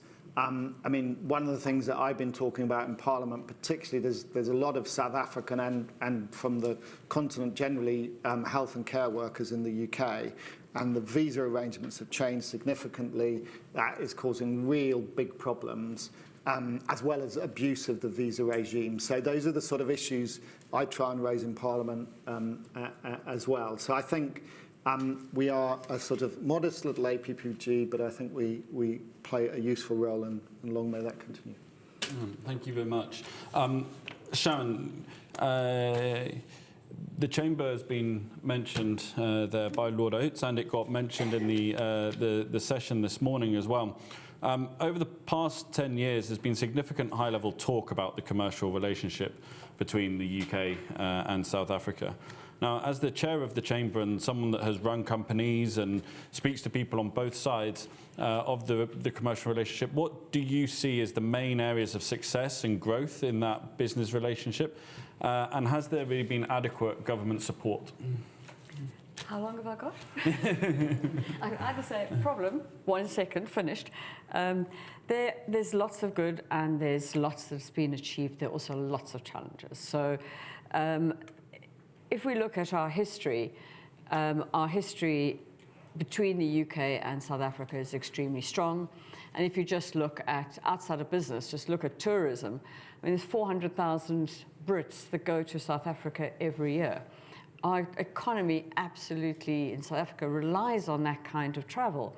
But then you come to the business world and you say, well, why don't you export your goods to South Africa? Why don't you import solutions from South Africa? Why would I do that? And that's the most shocking response I have ever heard from anybody, which goes to show not enough has been done yet. There's still a lot of work that needs to be done on the trade side of it.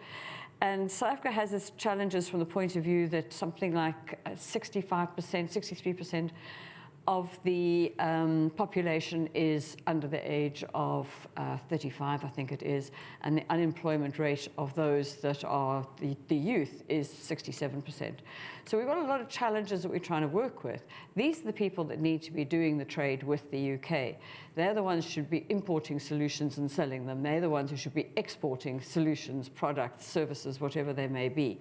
And South Africa's grown a lot in the GPO business processing outsourcing market, and is challenging the leaders in the world, India and the Philippines, on this one, where they actually are generating jobs. They can work at home, they can work around the corner from where they live, they can support their families without going through the massive cultural uplift of going and living in another country. So it's finding those kind of solutions which South Africa needs to pivot even faster and to do more of it.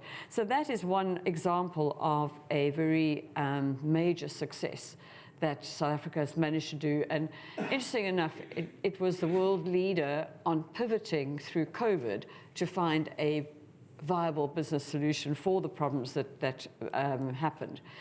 If you look from the investment point of view and the assistance that the UK brings to South Africa, we have a foreign minister level bilateral forum every 2 years. These things are discussed.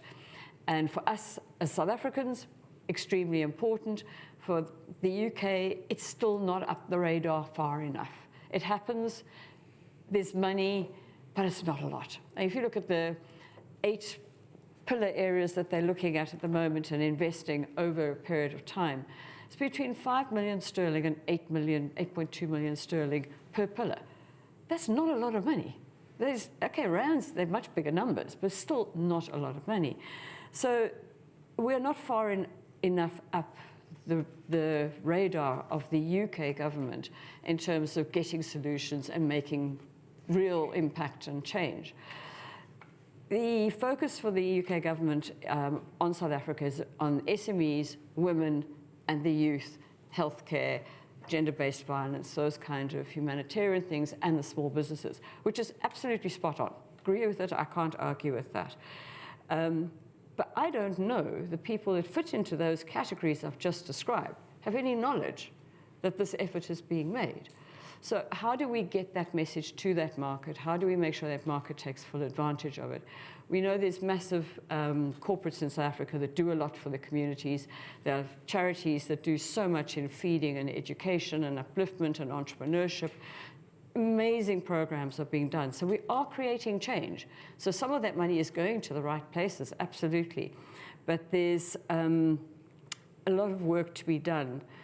You take a population that has not quite, but not far off, doubled in the last 30 odd years.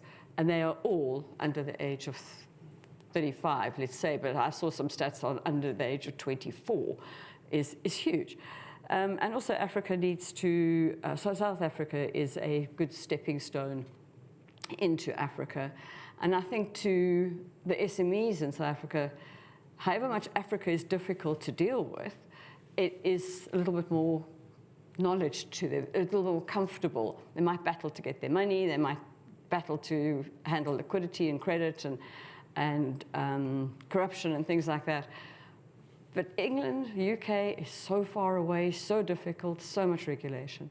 So if I had to just put to, as a close, one of the things that's really important is both South Africa and the UK need to have a serious look at the regulations and the red tape that really make doing business hard work, going in and coming out.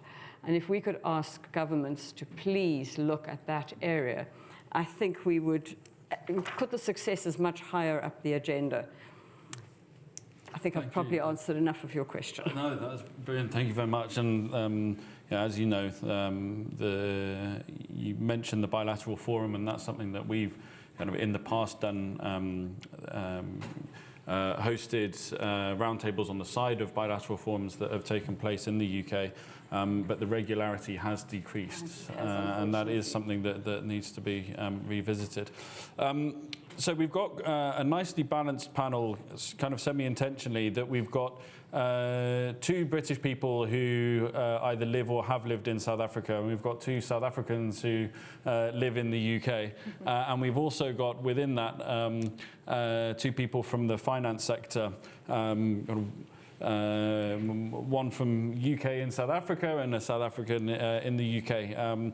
I'd like to acknowledge that there are multiple sectors represented in the audience today, from kind of mining, manufacturing, comms and IT, as well as civil society, academia and media. But I want to kind of look at this relationship. And Amal, coming to you first, we've heard a lot about the importance of the strength of the UK-South Africa commercial and financial relationship.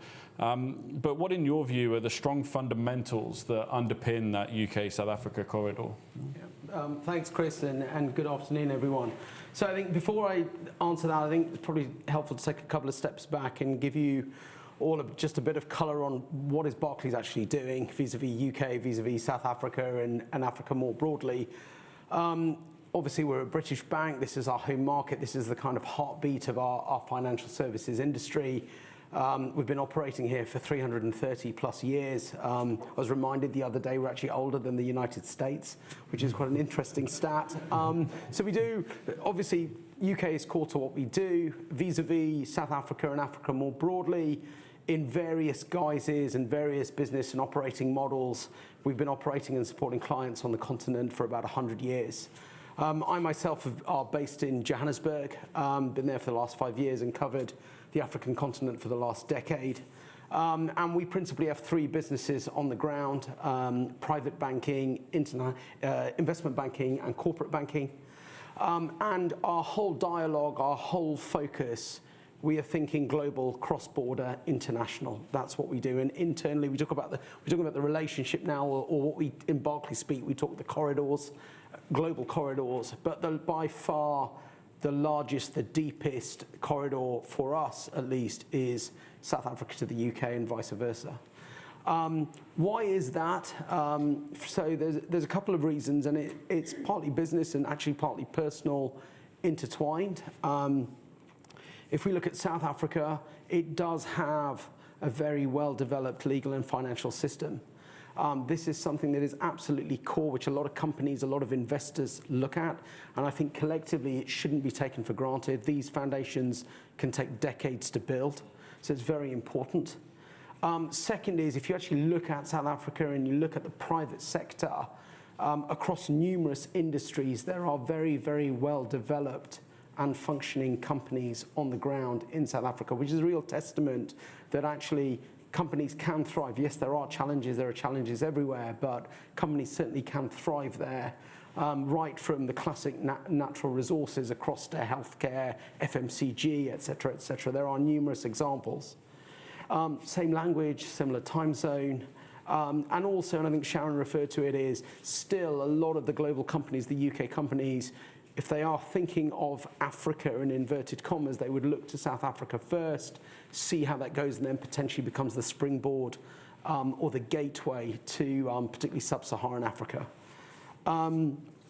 Why the UK? I mean, we also have to justify that in the days that we're in. So obviously there's rule of law, London, the international financial centre, and the relative stability. And again, as South Africa is seen as a springboard into the wider continent, you can also say the UK now is also seen as a global springboard. But what I would also say, and this is, at least in our experience, has been the real catalyst to this corridor, is actually the sense of familiarity. Because particularly for a lot of the clients that we deal with, particularly South African clients, many of them have spent some part of their lives as they're growing up in the UK to study, to live, to work. There is that, and many of them want their children to do the same.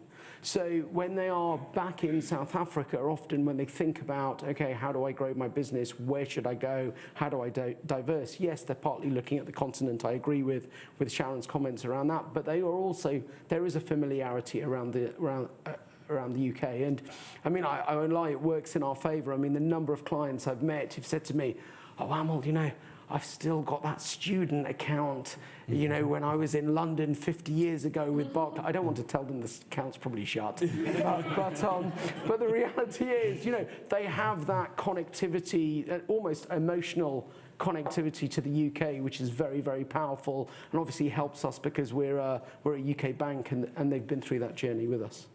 Well, thanks very much. And Rosanna, kind of a similar question, but perhaps kind of on the, you know, on reflecting on South Africa, you know, there is this strong relationship, but, you know, do you think that those in the UK really have a holistic view of the South African economy? And it was alluded to earlier, of the difference between the kind of the top tier and the kind of the bulk of the economy and the bulk of where the majority of people are.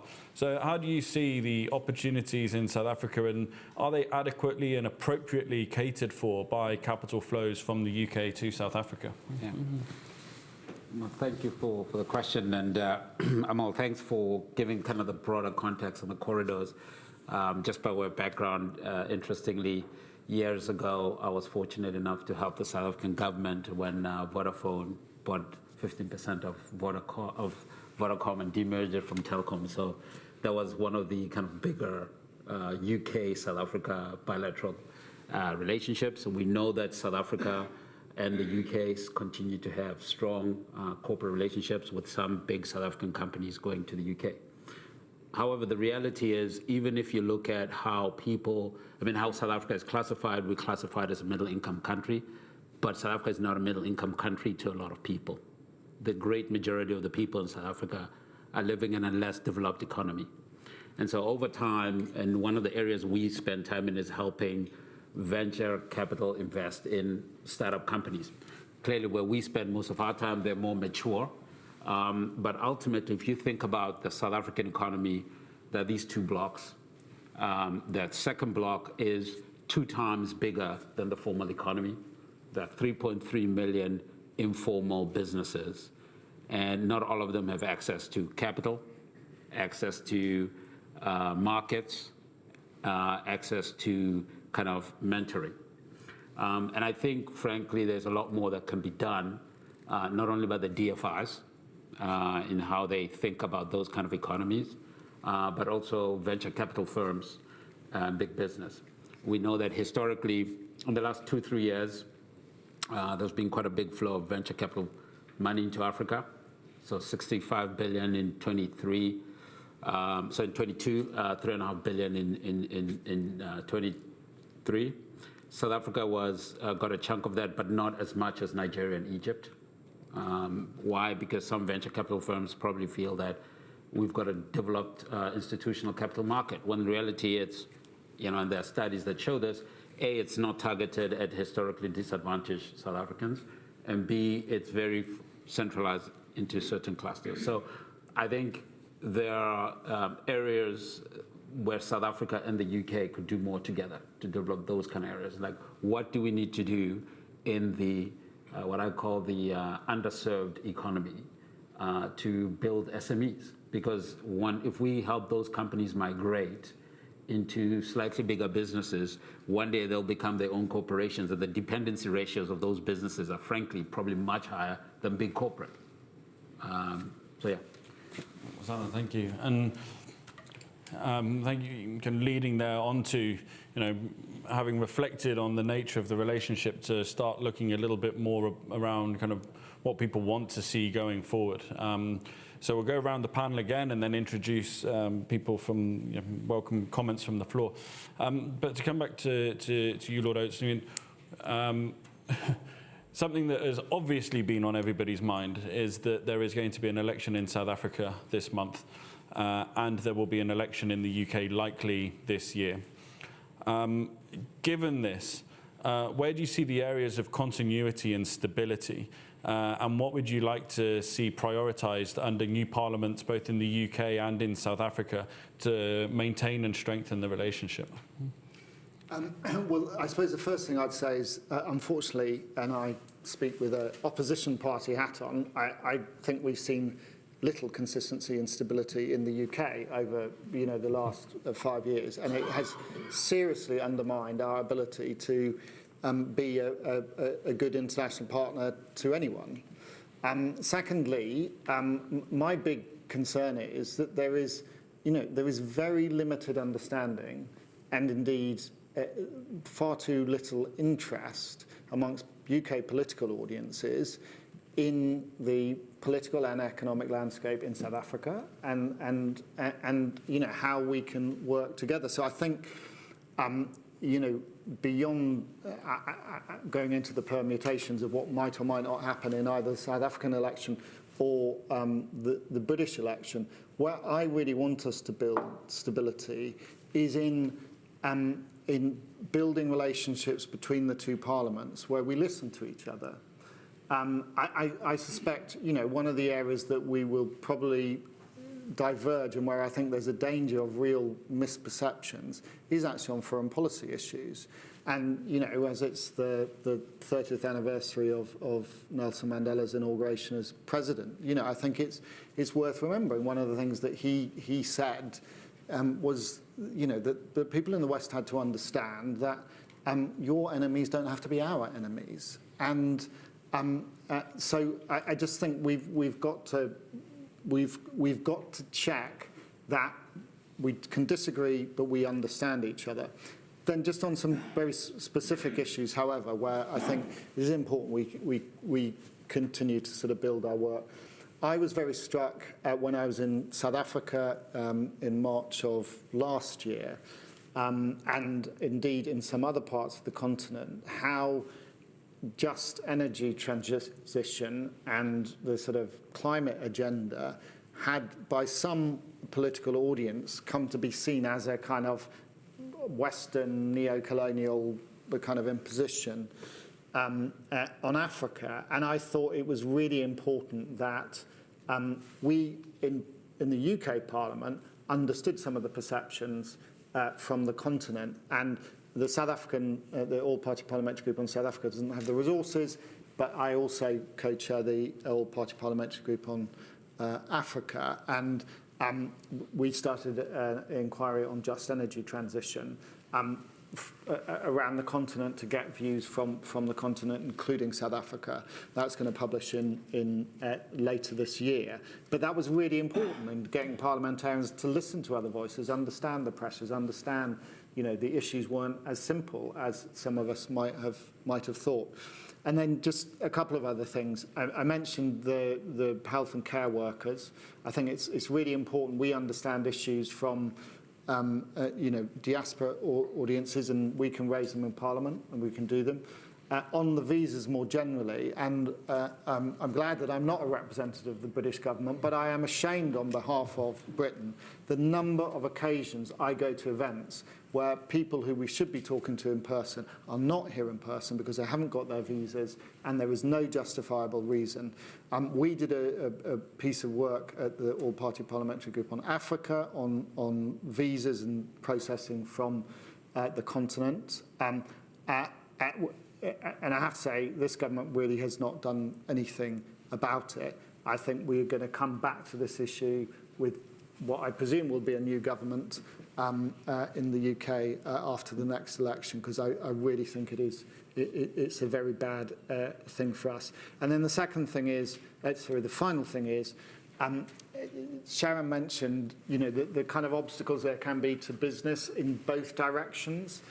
And I think, it's really helpful if we can, from the UK Parliament, try and raise the issues that South African companies may be having unjustifiably to get involved in our market, and that we can then liaise with parliamentarians and representatives of the South African government, such as the High Commissioner, on any issues that are going the other way. So hopefully there we can make a constructive, mutually helpful contribution.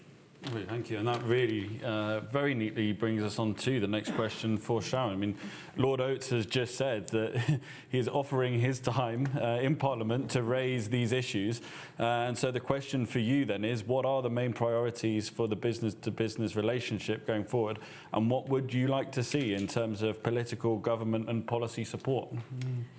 Thank you for that. Thanks for the opportunity to talk about these quite difficult issues and things that are standing in the way of international trade between the two countries. Just quickly, what we do in the Chamber side is to try and make aware to British companies the opportunities in South Africa. And one of the projects we are doing this year in the 30th anniversary year is nicknamed, for want of a better word, South Africa in the City. So we're doing work with specifically making sure that South Africa has a visibility in the City of London, which is not where they've necessarily always worked. They've worked either the communities or with students or with certain businesses that are logical. So trying to get another focus there as well. The other thing we do with businesses is say to them, have you thought of South Africa? And when you get that comment from a manufacturer in the Midlands, for argument's sake, and they said, well, where is that? Why would I? It's a corrupt environment. And having to sell the country as much as we can. So one of the comments made to us a little earlier today from somebody was, we do a lot of events. But those events are to educate the community here about the opportunities in South Africa, what's going on in there, in that environment, and actually that we're all quite normal people, that lions are not walking in the streets or whatever they seem to think. And it is a springboard into Africa, so if they are looking at Africa, it is a place where the language is common and easier, and we do have a better financial and legal system in South Africa than you might see elsewhere in Africa. From a government point of view, I think it's important that we, as a chamber, as business owners, as you, the public, are banging that drum a lot harder about what is needed, what the engagement we require. Consider the smaller businesses. Talk to your corporate market, your business market as well. And that's where, as the chamber, I have to say, we can do a lot more still, a huge amount more, at educating the UK business world to partner with businesses in South Africa. I think we need to change our culture in South Africa a little bit. We like to be at the top of the pyramid. We're invincible. We don't need anybody. We don't partner. We're number one. And we have to be like that to have survived through the years we had to survive through. But I think it's a culture that we need in business within South Africa. We need to change that culture and become a lot more inclusive in our business partnering ideas and look to other businesses to say, what can we do differently? And people like ourselves and other South Africans is obviously to get people to know about who we are. And also for the SMEs in South Africa, which is work we are doing, and we've done a couple of projects in KwaZulu-Natal recently, of helping the South African SME realize that UK is probably quite close and quite easy to do business with, it's not that far away. And I think from a government perspective, the message we would like to get across as the Chamber is China is eating up Africa. You've got very strong colonial and historic ties that can be extremely positively used to generate the export market that the UK is trying to develop. So they've got major export initiatives, but not enough is focusing on South Africa. So I think there's areas there we'd like to see the government improve. And I think a role as business people, as South Africans, as the Chamber, is to help companies take a step-by-step approach to doing business in South Africa, such that they can build their own understanding and trust in the people of South Africa, the businesses in South Africa, and know how to negotiate that minefield. It is a minefield. There's so many regulations and things that do make it difficult. But you can still trade with South Africa without having to step over all that red tape or into that red tape. So I ask South Africans to be inclusive and to partner and to look to the UK. And I look to the UK government to say, you want exports. China's not where you're going to probably send most of your exports. Why don't you look more at Africa, but also specifically in South Africa, and to up those budgets to that continent and South Africa? Thank you. And I'm going to kind of carry on that theme, but you can perhaps flip it the other way. I mean, you're talking about kind of flows to South Africa, and perhaps Amal, coming to you, you discussed the strength of the UK-South Africa corridor and the opportunities on, or the strengths and fundamentals on both sides. So in your view, what are the existing and potential ways that the UK can better South African interests and opportunities for South African companies here in the UK, and and vice versa? But in terms of giving that opportunity for South Africans to enter the UK market, what do you see as the opportunities? Well, I see. I mean, I'm probably more on the positive side of the spectrum on this, because just in terms of the experience, I spend a lot of time, couple of weeks a month on the ground, and then somewhere in the continent, and then often somewhere in the world. So I talk to a lot of investors, global clients, both the UK and elsewhere, and you get a good perspective on the pulse of what they're thinking, and etc. So I think there are 3 points I'd make. So I think one is, look, it's a pretty challenging backdrop just globally at the moment.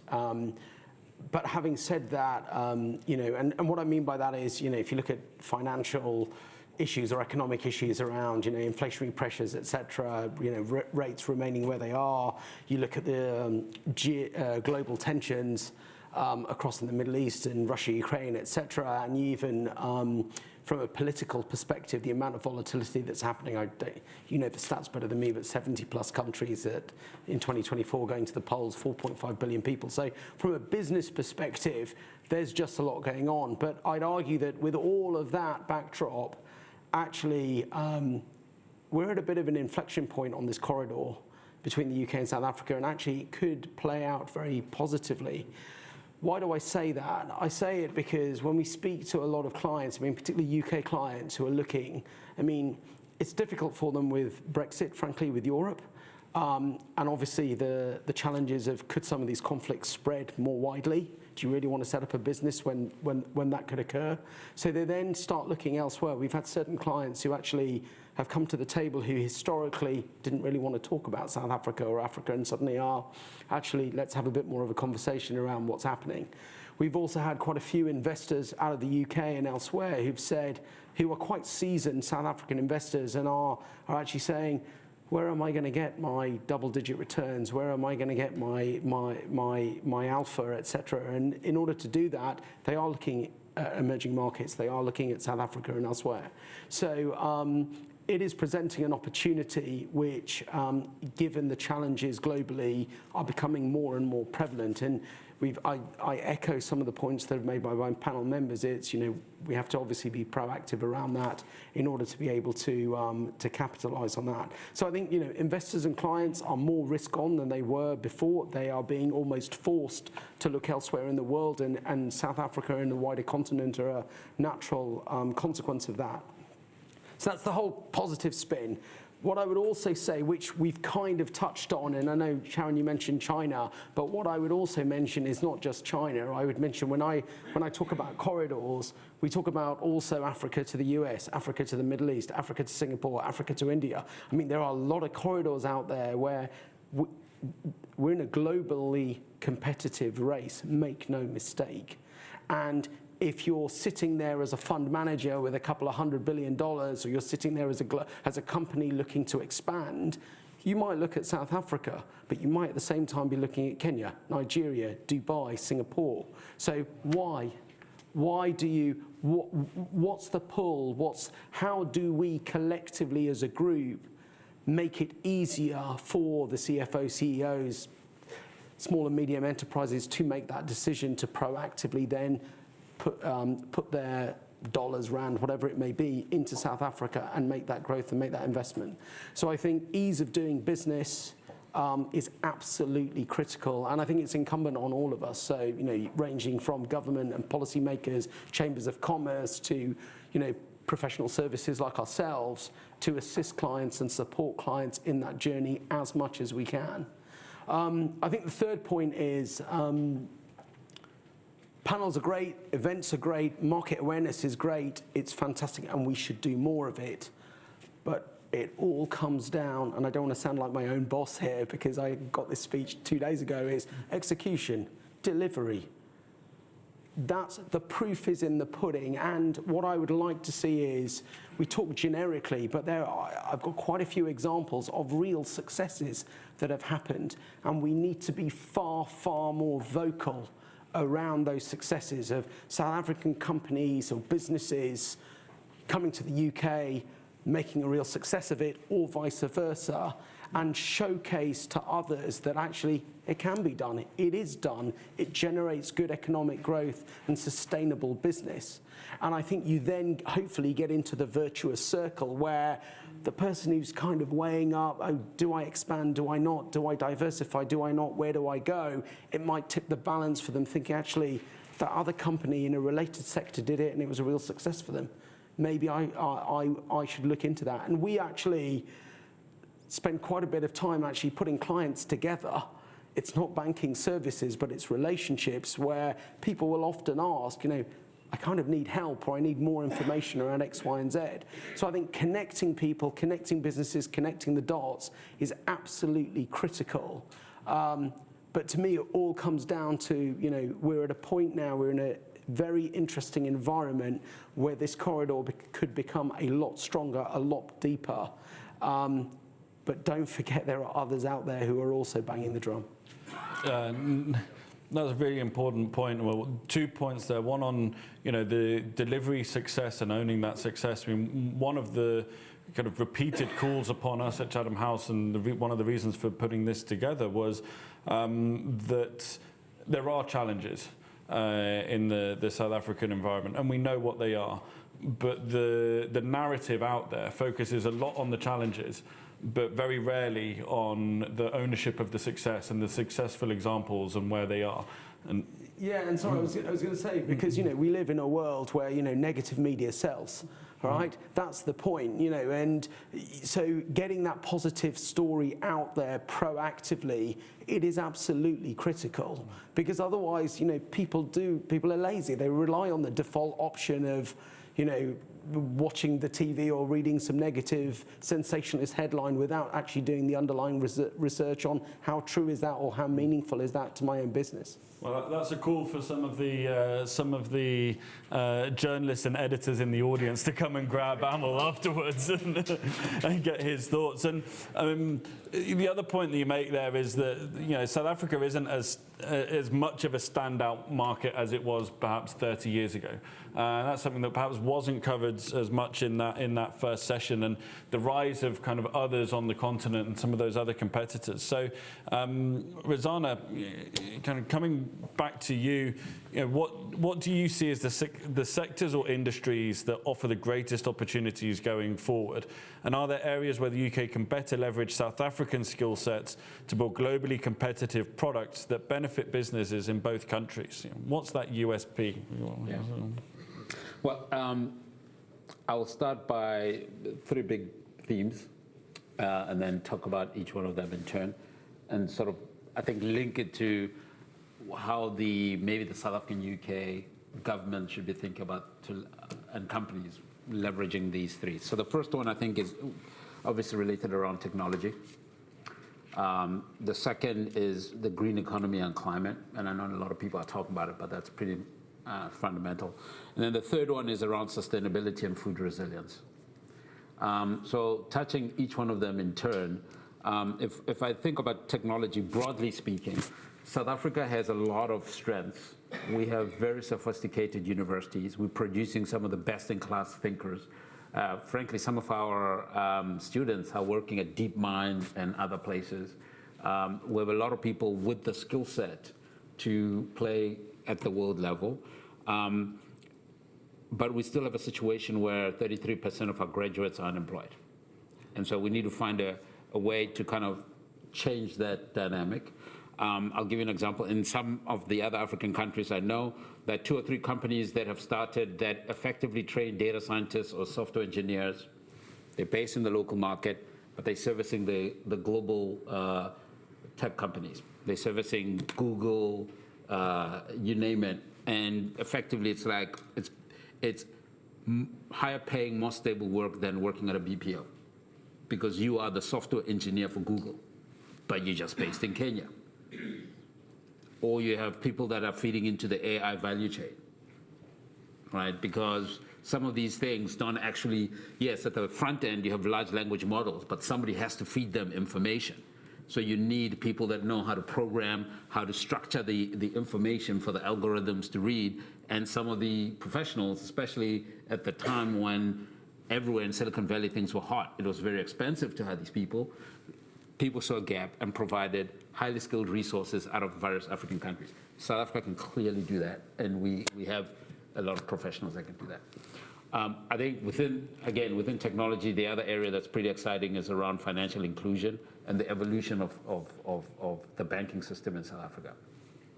A lot of people like to say, yeah, but you have big banks, and what more could be done? The reality is, probably in my lifetime, well, not lifetime, but I remember when I was a kid, there was no Capitec, it's there. There was no Time Bank, it's there. There's now Lula. There's a whole bunch of banks servicing people for various needs.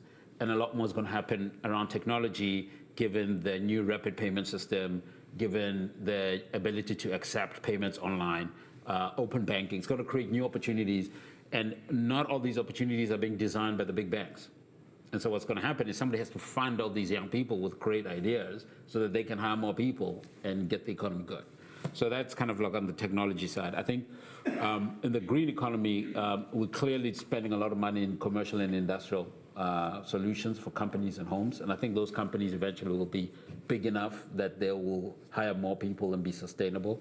And this is not just focusing on utility scale. I think everyone's focusing on what's the solution for Eskom, et cetera. I think there are people, lots of committees dealing around those kind of things. But the reality is the need is immediate in South Africa, and it has to also go down the value chain. We cannot forget that, it's great if the suburbs and industrial have power, but we have a lot of other people that need to be brought along. So we need to find solutions that will deal with that.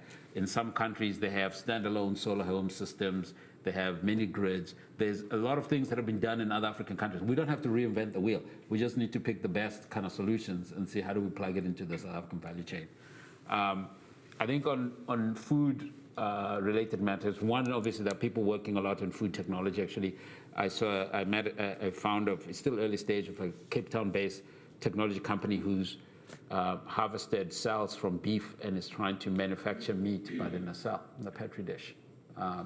And if you're interested in finding out more about him, he's going to the Africa Tech Summit here in London in a couple of weeks. Do your research, find the name. I won't plug him, but interesting company. But the point is that people out there doing creative stuff. So I think that's one area. But even more importantly, I don't think we've touched enough. How do we figure out, and they've tried in other markets, not an easy business model, but money has gone into this. How do we figure out rural aggregation of food? There are companies in Kenya, in Nigeria, and other places that have aggregated supplier from the rural communities, and somebody using technology, using people on the ground, creates a quality control mechanism, teaches the farmers what kind of inputs the world needs for the global markets, and enables fertile areas in the rural communities to form part of the value chain for global supply of produce. I mean, we have the ability to produce a lot of goods and services. I mean, clearly we have big companies like Westphalia that produce avocados, et cetera. But there are ways we could figure out how do we use technology and the skill sets we have to grow our agricultural output. So yeah, that's basically how I think about it. Zana, thank you very much. And that gives us a nice, neat 22 minutes for Q&A.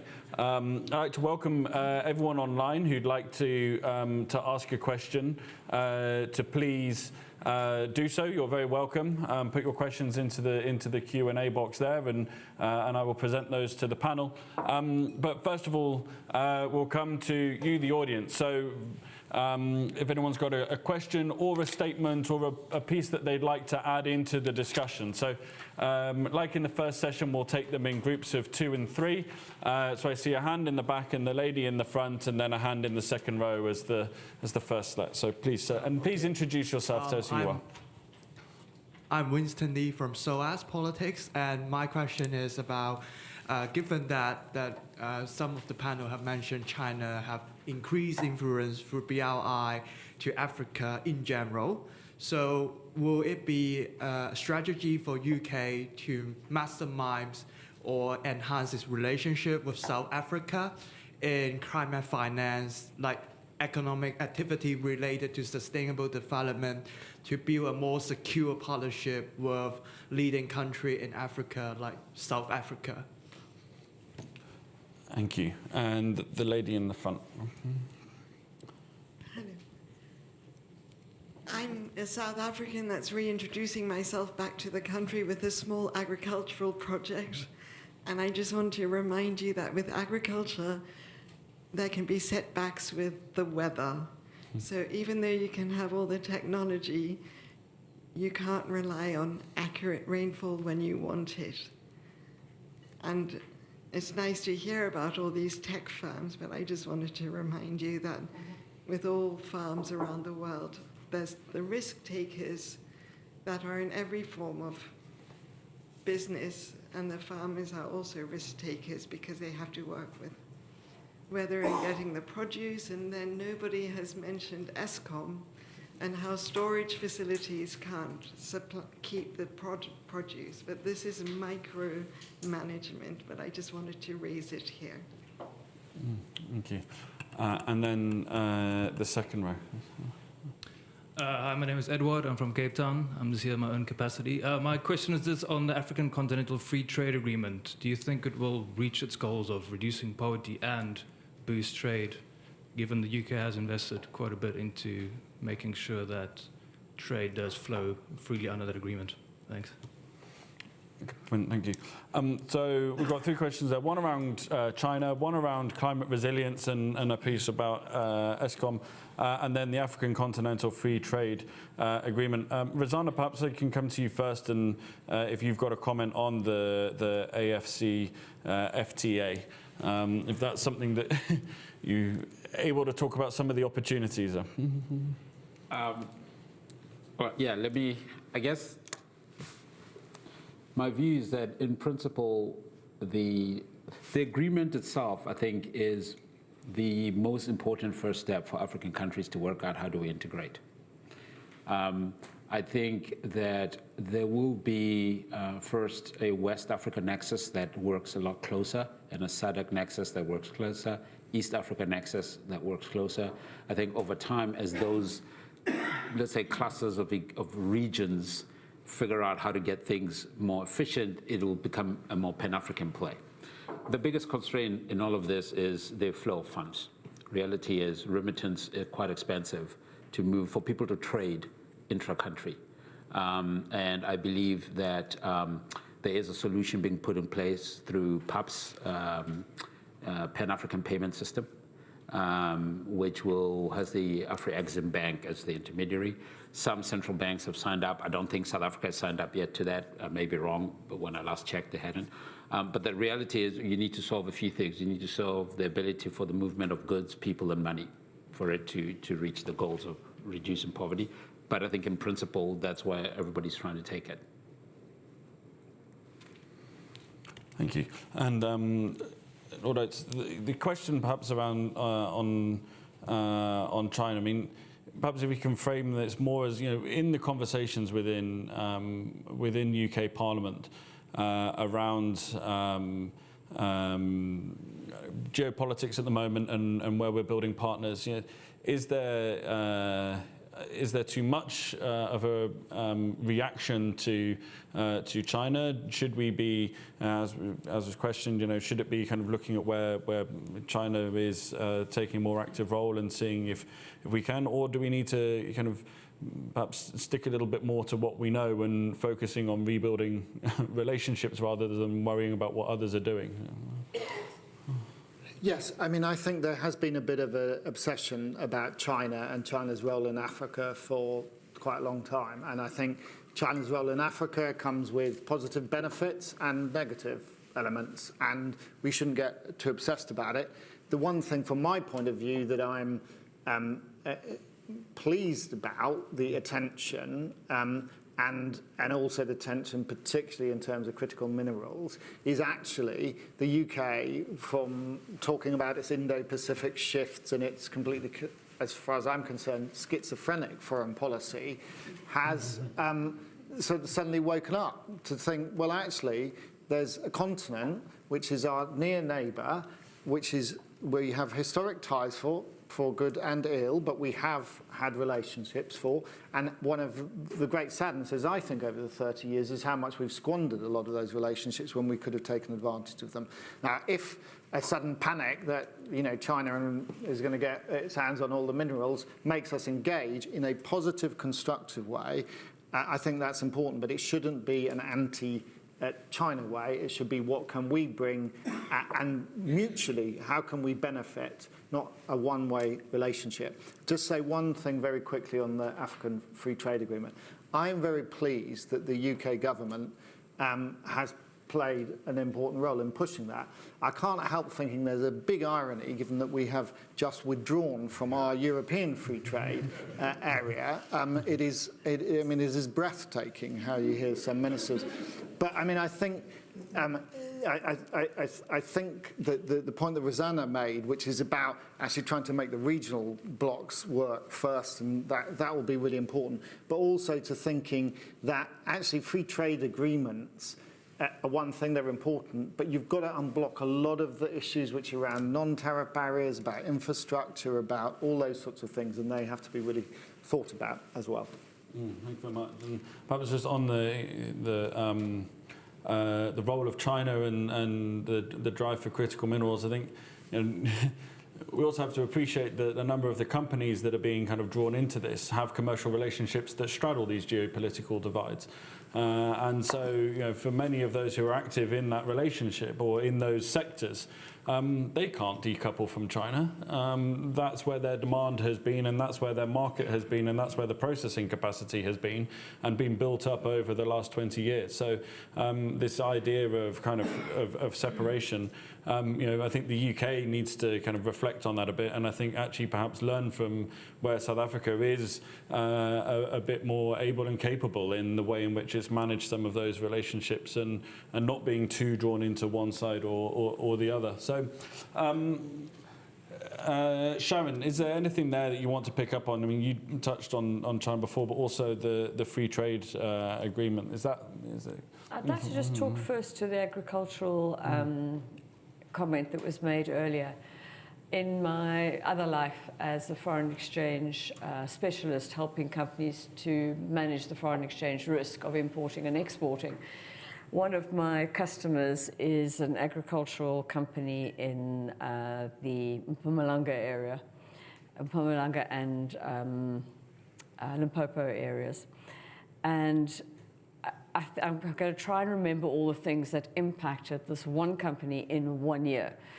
They had, first of all, one of those wonderful storms that come out of the Indian Ocean and destroy everything and flood the entire region. They had, in the same year, they had hail that damaged the fruit at an early stage of its creation on the plants. And then got a virus that took out half the trees. Then they had, what was the other one? There was something else. There was another weather-related incident. Then they had a infiltration into their computer system, a computer hack virus that took out the entire company for 8 months. Then they try and get what they've got left onto the trucks and the potholes and the lack of trains and the port disasters. COVID impacted the supply chain of the ships, finally get some product to the UK and to Europe, and to find out that South America hadn't had all these black swans flying over the South America. They'd all landed over their farms specifically. And South America had flooded the UK market with cheaper fruit and better quality because theirs just wasn't up to standard. And then one of their product markets was Russia. All of a sudden, that market disappeared for them completely overnight. And you look at that and you think, one company had to put up with that in one season. And so to your point, business is not easy. And in this particular case, where weather is one of the elements, it is major, shipping, major. So it's not easy doing business, full stop. But now trying to trade internationally adds another element of complexity and risk for your product to get to the market, because our supply chain delivery system, South Africa is complex before you get onto the ship, but once you're on the ship, it's not easy out there either. So that's just one story I just wanted to share. Thank you.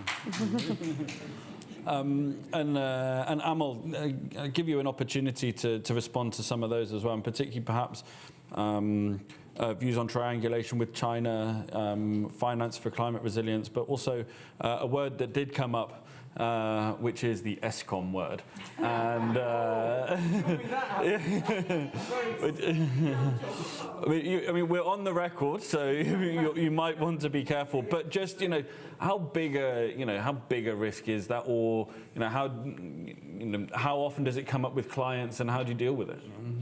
Well, is it China and ESCOM? So look, on the China part first is look. I'll get to ESCOM, don't worry. So on the China bit first, I think there's two things. One is there's enough business for everyone.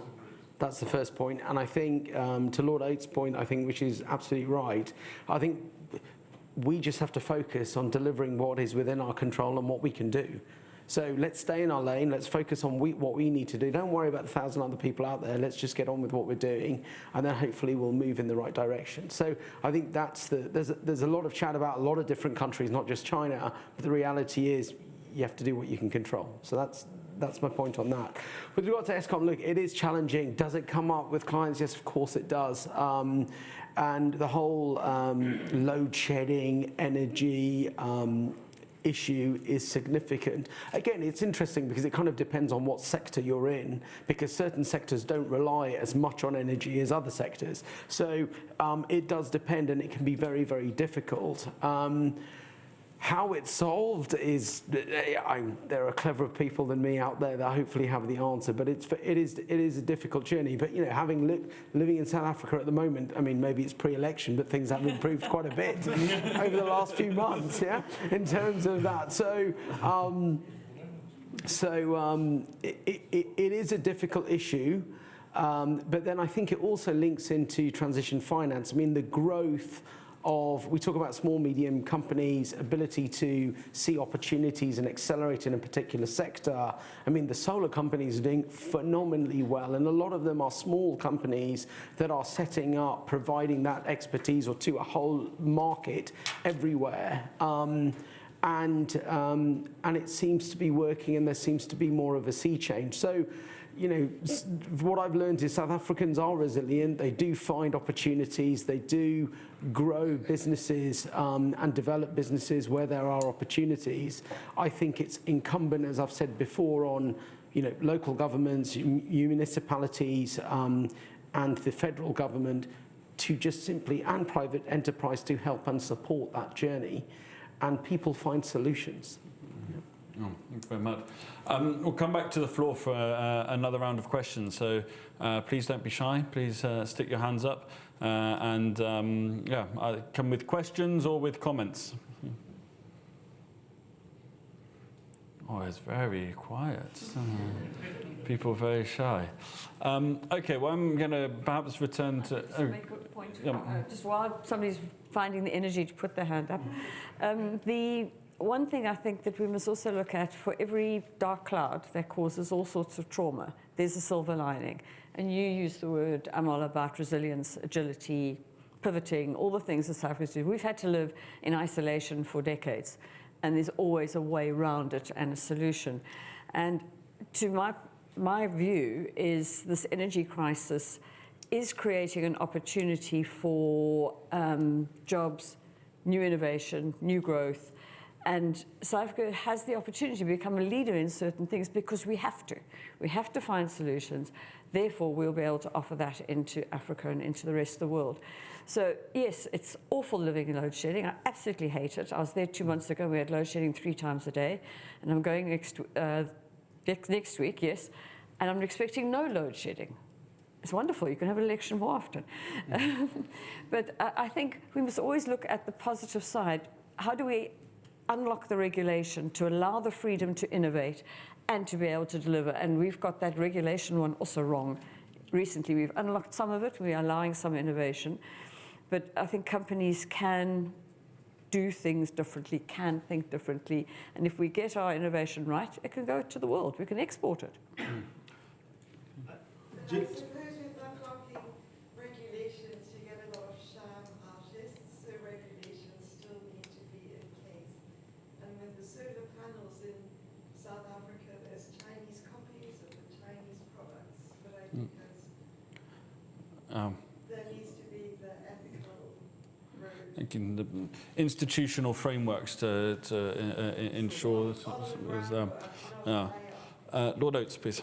I was just reflecting on one of the points that Rosanna made, which I think was really important, which the energy issues that have to be solved in South Africa and in other places. It can't just be about industry, although that's really important. It can't just be about the suburbs. It's about getting power to everyone. And I very much recall what I taught years and years ago in a rural school in Zimbabwe.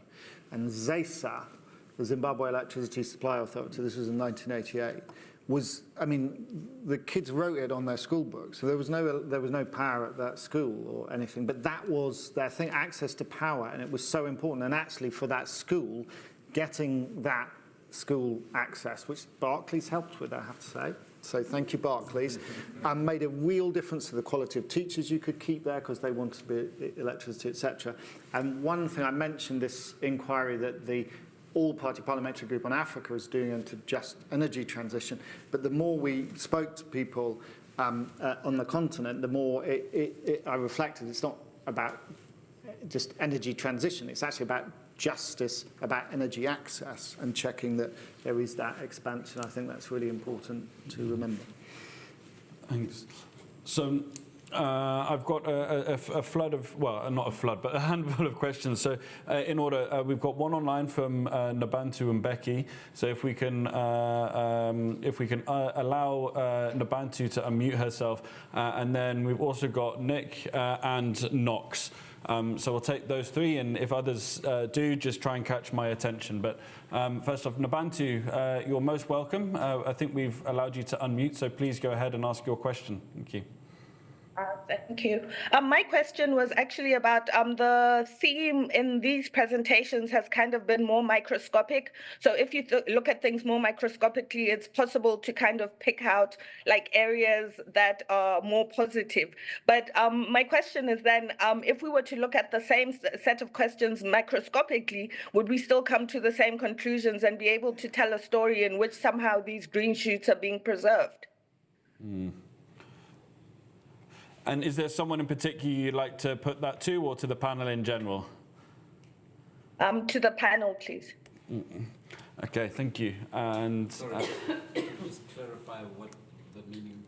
Microscopic themes in terms of the positives, or if we looked at it, just to clarify the meaning. So I think, about to clarify, you're saying that we've been looking at a very kind of detailed level at where there are some kind of causes of optimism, and so is it, are there, can we connect that to the macro level? Are these green shoots that are going to come through and support a kind of broader macro change? Is that the question? Exactly. Yeah. Thank you. Nick, please. So my question's a political one, maybe to Lord Oates, about what you would forecast would be strategic about a Labour government and South African relations. Thank you. And Knox, please. Thank you. Thank you very much. Just a query, perhaps to the panel in general. Sorry, I'm Knox to Chatham House. And that's just on the South African diaspora here in the UK. I think it's a general question to the panel. Any thoughts on South African diaspora engagement with South Africa and elsewhere? Just your thoughts on that. Thank you. Well, I guess half the panel could claim a South African diaspora. Okay, so can we connect the green shoots at the micro level to a sense of broader hope and change at the macro level? There was a FT article last month about the bullish case for South Africa. So I guess it's that, can we connect the hope we've talked about to that level?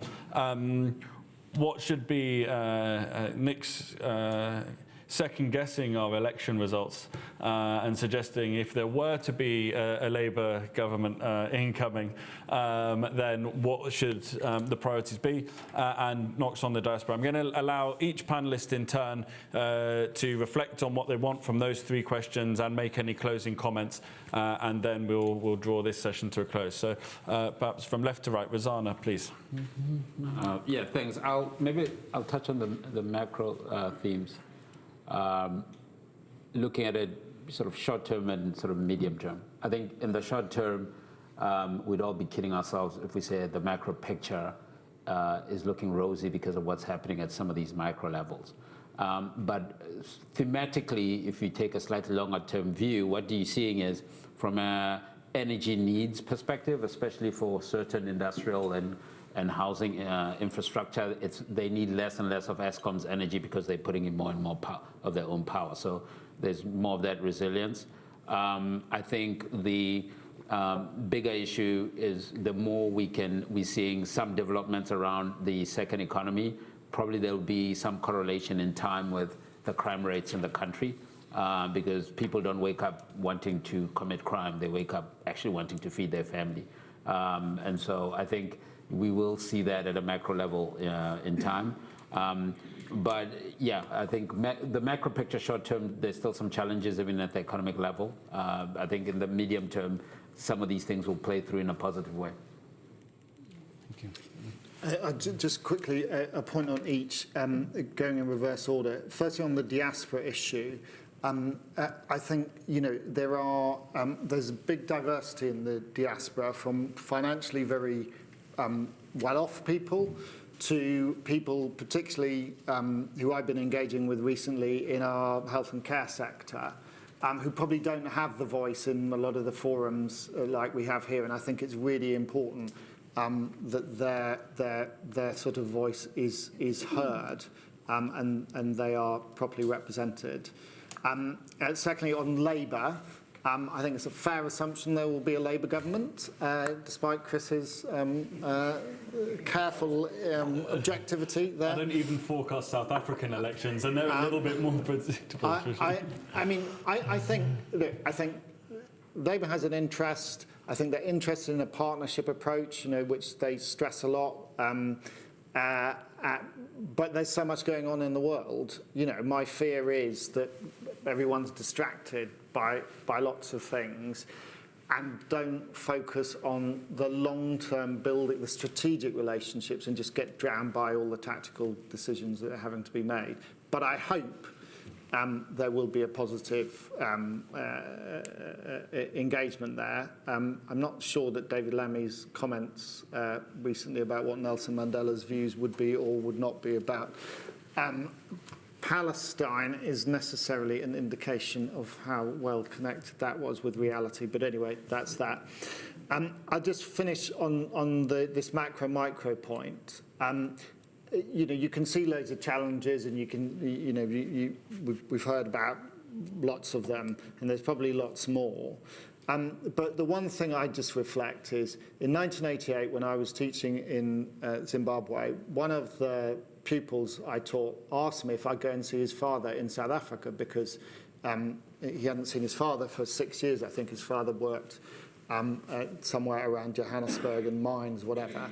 I was completely naive, and of course I didn't think, I didn't realise that distances could be longer than London to Edinburgh, which I discovered they were. But secondly, South Africa was under a state of emergency. There was no way, I got into South Africa, I ended up in Pretoria because you had to go and ask the Bantu Affairs Ministry or something. It was all, anyway, obviously it became impossible. I never got to see his father, and I left, and I remember the bus that took me up to Bike Bridge, and we crossed the border into Bike Bridge, and it's the only time in my life I've ever felt a sense of profound relief in crossing a border, because Pretoria was such a hostile place. That was for me, let alone anywhere else. And I wrote in my notebook, and I still have it, it's an old Zimbabwean school notebook, this is a disaster, I'll never go back there until things have changed, blah, blah, blah. That was April 1988.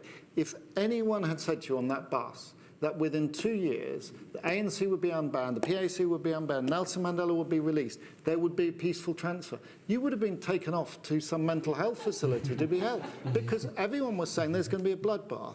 And there wasn't, and that was down to the South African people. So my macro thing is, I always have a lot of hope, because I think South Africa has so much in its people, so much in the opportunities. So I have a positive view of the macro future. I'm not going to try all three, because politics is definitely not my space. So for time, I think I'll focus on just the last question around the diaspora. It's an area, obviously, the Chamber has intimate contact with, because we've got members, and they are either South African or British, usually, one of the two. So I'd just like to look at the different levels. What I experienced going to go and see successful South African businesses that have come out here, founded in South Africa, founded here by South Africans, and you go back to them and say, well, you're a South African company. No, I'm not. Since when am I a South African company? I'm not a South African company. I want nothing to do with my roots. You think, okay, Chamber's not getting you as a member. That's not working very well. So there is an element of, I'm not South African. I'm a UK company. I'm a British company. I'm not a South African company. And that's something I find unpalatable. I find it really, really difficult to even begin to understand. I think it comes from, in my case, for example, I left South Africa because I had to due to a crime incident, and I was angry, very angry, very, very angry with the country.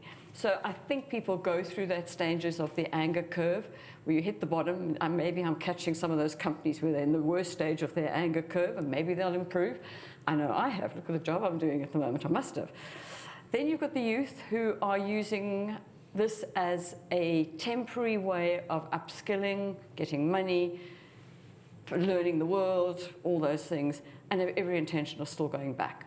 And I think a lot of them do, mainly because they need the maid to help them bring up the kids. So there's a reason they want to go back, and you're seeing a lot of that. So that diaspora is very positive about South Africa. They still want to go and see their mum and their granddad, and want to go and see the beach and the mountains. So there's a very positive reaction at that diaspora. From a networking point of view, we find there's an element of the South African population here that is very keen on meeting other South Africans, because they know that they get that natural, I can trust you, because I think I can sense you, I can know where I stand. It's not a hidden agenda when you say yes, you actually mean no, and things like that. So I think there's a very strong positive area for particularly probably your more middle activity business level. But then you have the diaspora that you were talking about, the care workers, the drivers, the the lower income group of South Africans that are here, and it surprised me how huge that group is. It is really, really large. They are very collegiate, they are very bound to each other, they are supportive of each other, they're sending money home every week. They are very positive about the country and about engaging with each other. So it's a completely different aspect, and a lot of it comes through the church, through the schools, through the children, and for integrated families. Then if you look at the charity sector here and the philanthropic aspect, where you've got wealthy, deep-pocketed individuals here who want to give back, and they use their South African connections and the charities and things to raise funds here, send it back and make a real difference. So you have that community here. And then you've got the, let's say, 35 to 60-year-olds who are in business, either their own, working for big corporates, working in business, and they are just too busy to care.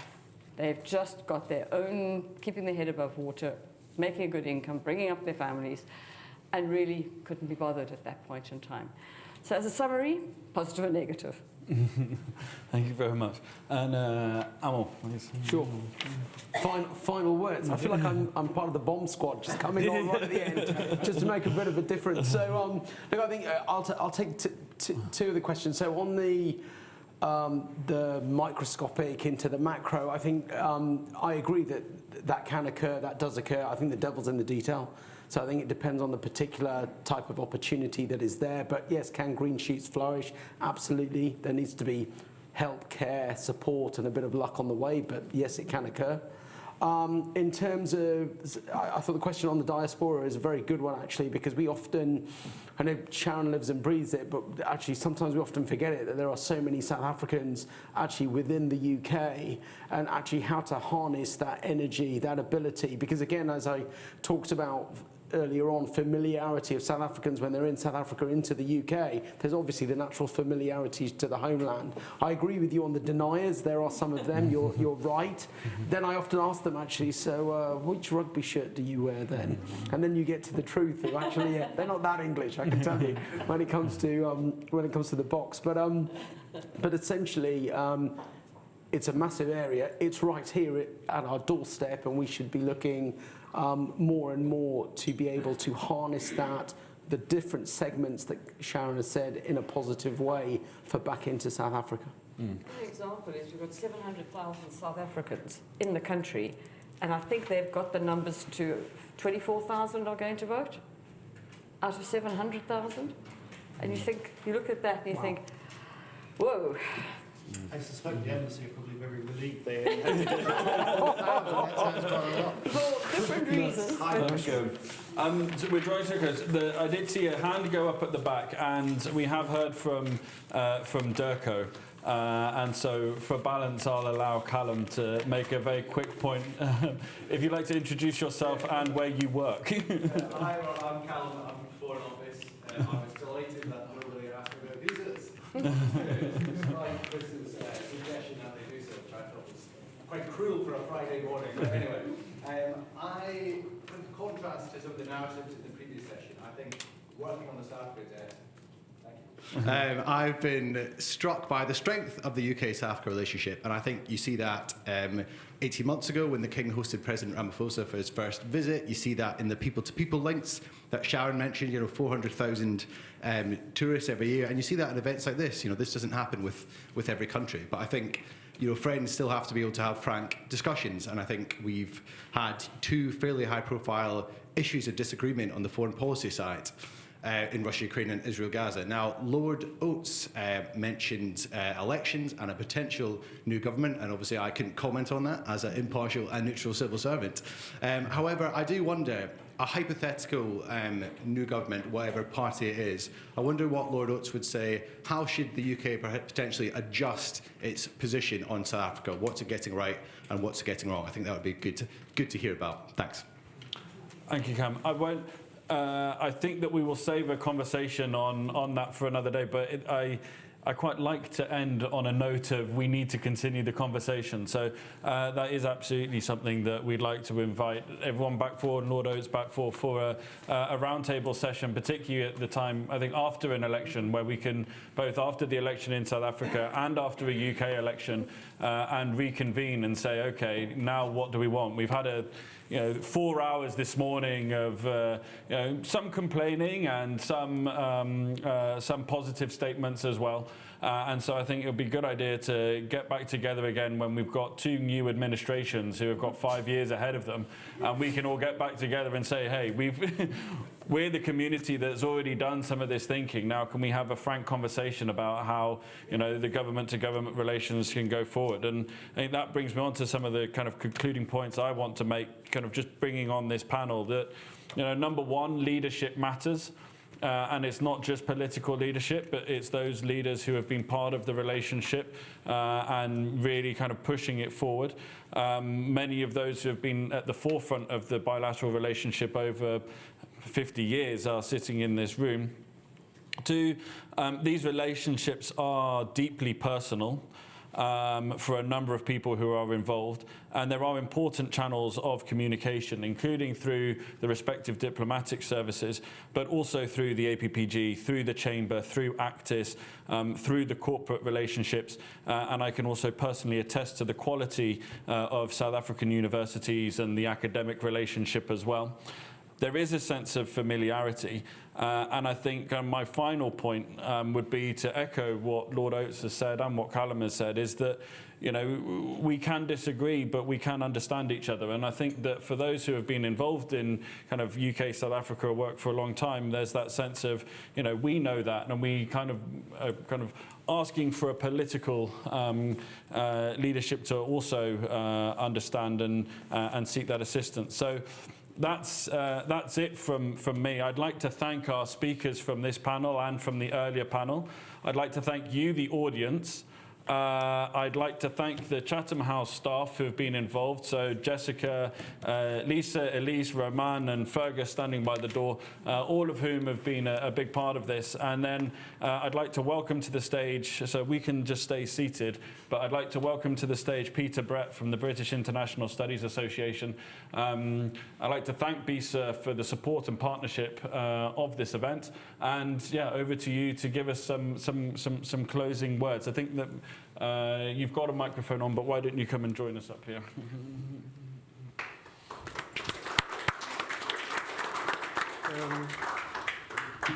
Have a seat. Okay. Okay, I will be quick. Don't worry. Okay, so I'm Peter Brett. I'm part of an outgoing tripartite alliance which has been running the British International Studies Association Africa Working Group, along with Bamidele Kogbe and Trele Ike. And we'll soon be handing over to Leslie, who has done so much excellent work in organising this event. We're extremely grateful. Of course, we're grateful to Chatham House, Chris and everyone. They've organised this event with their usual care and professionalism. And we used to do events with Chatham House in the past, and I'm delighted that we're doing so again. Fantastic. I will not try and summarise all the excellent talks today from all the distinguished speakers. What I'm just going to do is list a few reasons why it seems to me that May 2024 in London is a very good time to have been revisiting the history of 30 years of South African foreign policy. Firstly, I agree, it's great to see so many people in London. That's an event about South Africa. But I do think there has been an amazing decline in understanding and interest in South African politics over the last 30 years or so. I think that's absolutely a real phenomenon.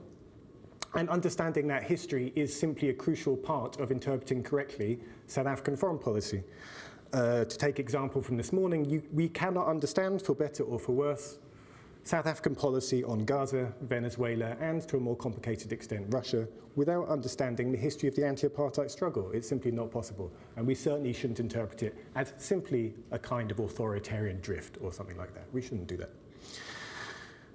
Something else I also really enjoyed about the talks this morning was I thought they highlighted the plural traditions of thinking about foreign policy, which have always existed in the ANC, not just in different administrations, but also within them.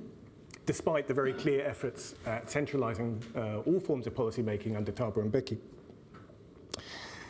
And I think learning and remembering those plural traditions of foreign policy making are particularly important today, whatever happens in 19 days' time.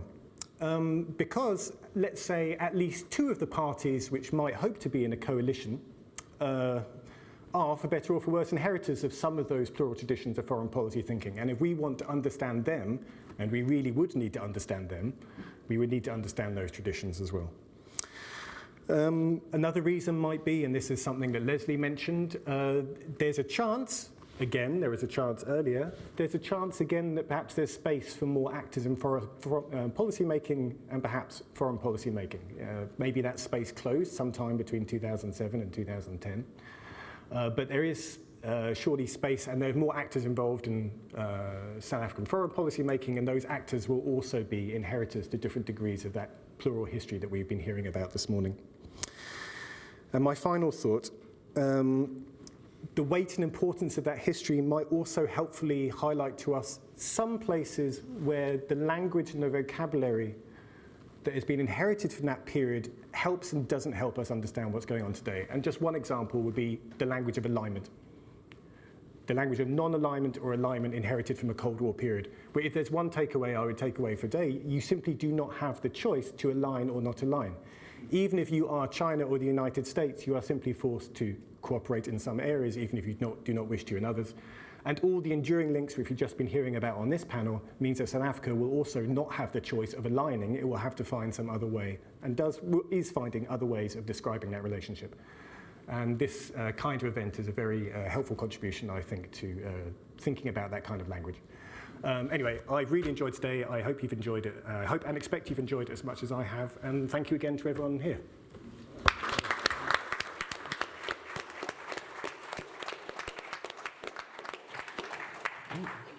Thank you. Enjoy the rest of a beautiful day.